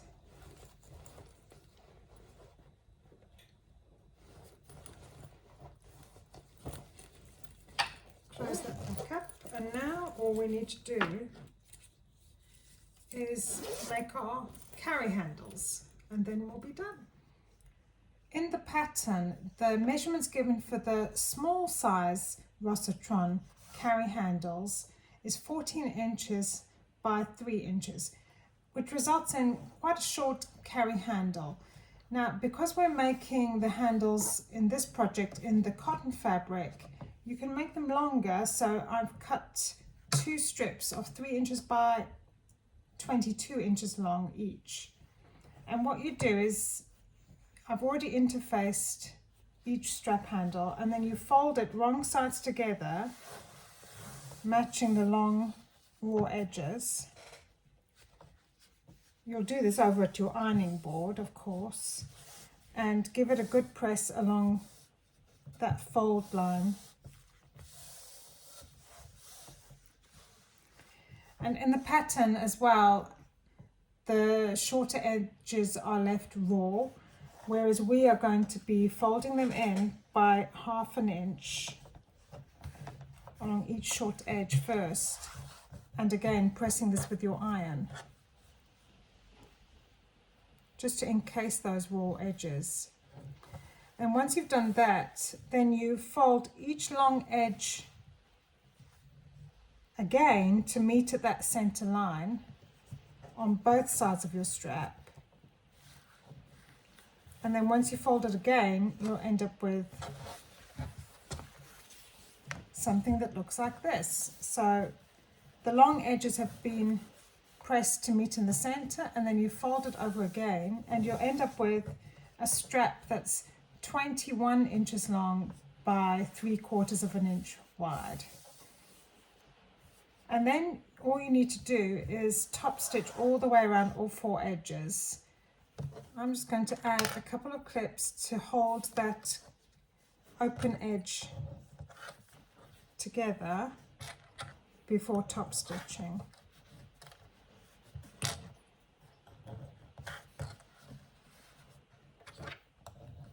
You can of course make the shorter version of the handles as well. It depends on what fabric you want to use.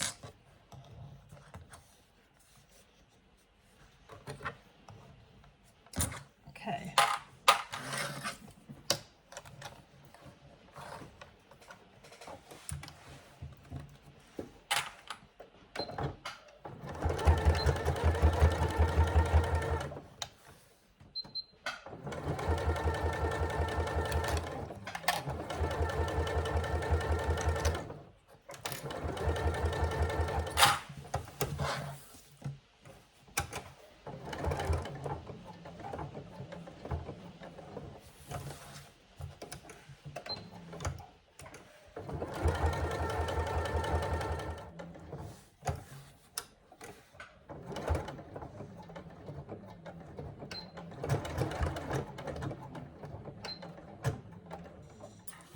So now all that remains is to attach your handles to your finished bag.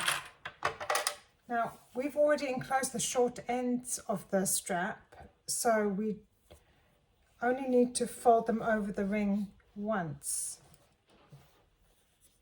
And then you just pull it through by about 1 inch to the underside of your handle and hold it in place with a clip. And then being careful not to twist your strap, you need to do it to the other ring as well. Just thread it through and clip it to the back. And then we're going to be stitching about 1/2 inch down across that strap to secure it in place. And also you'll probably want to run another line of stitching on top of that to reinforce it.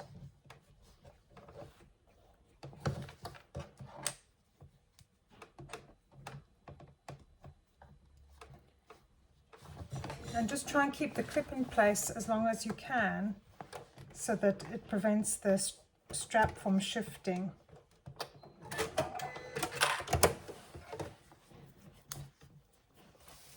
So there's one done. And then you can do the other one. You can of course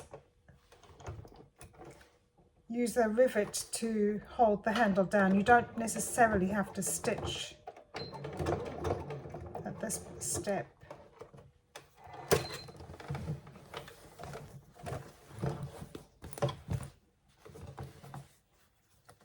And just trim our threads.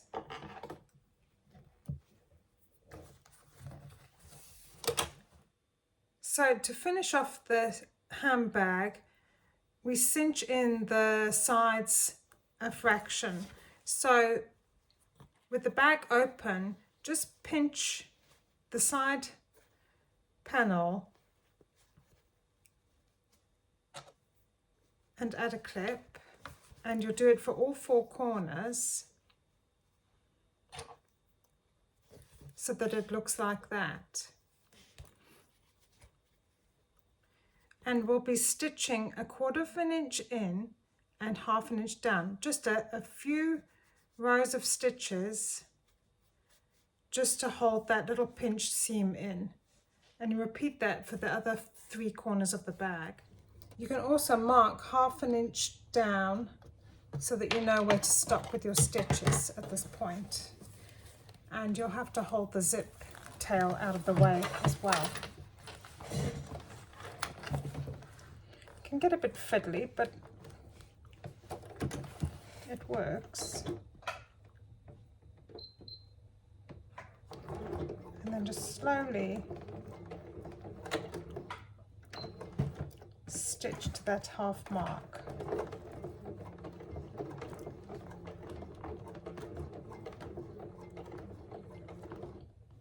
And then back stitch.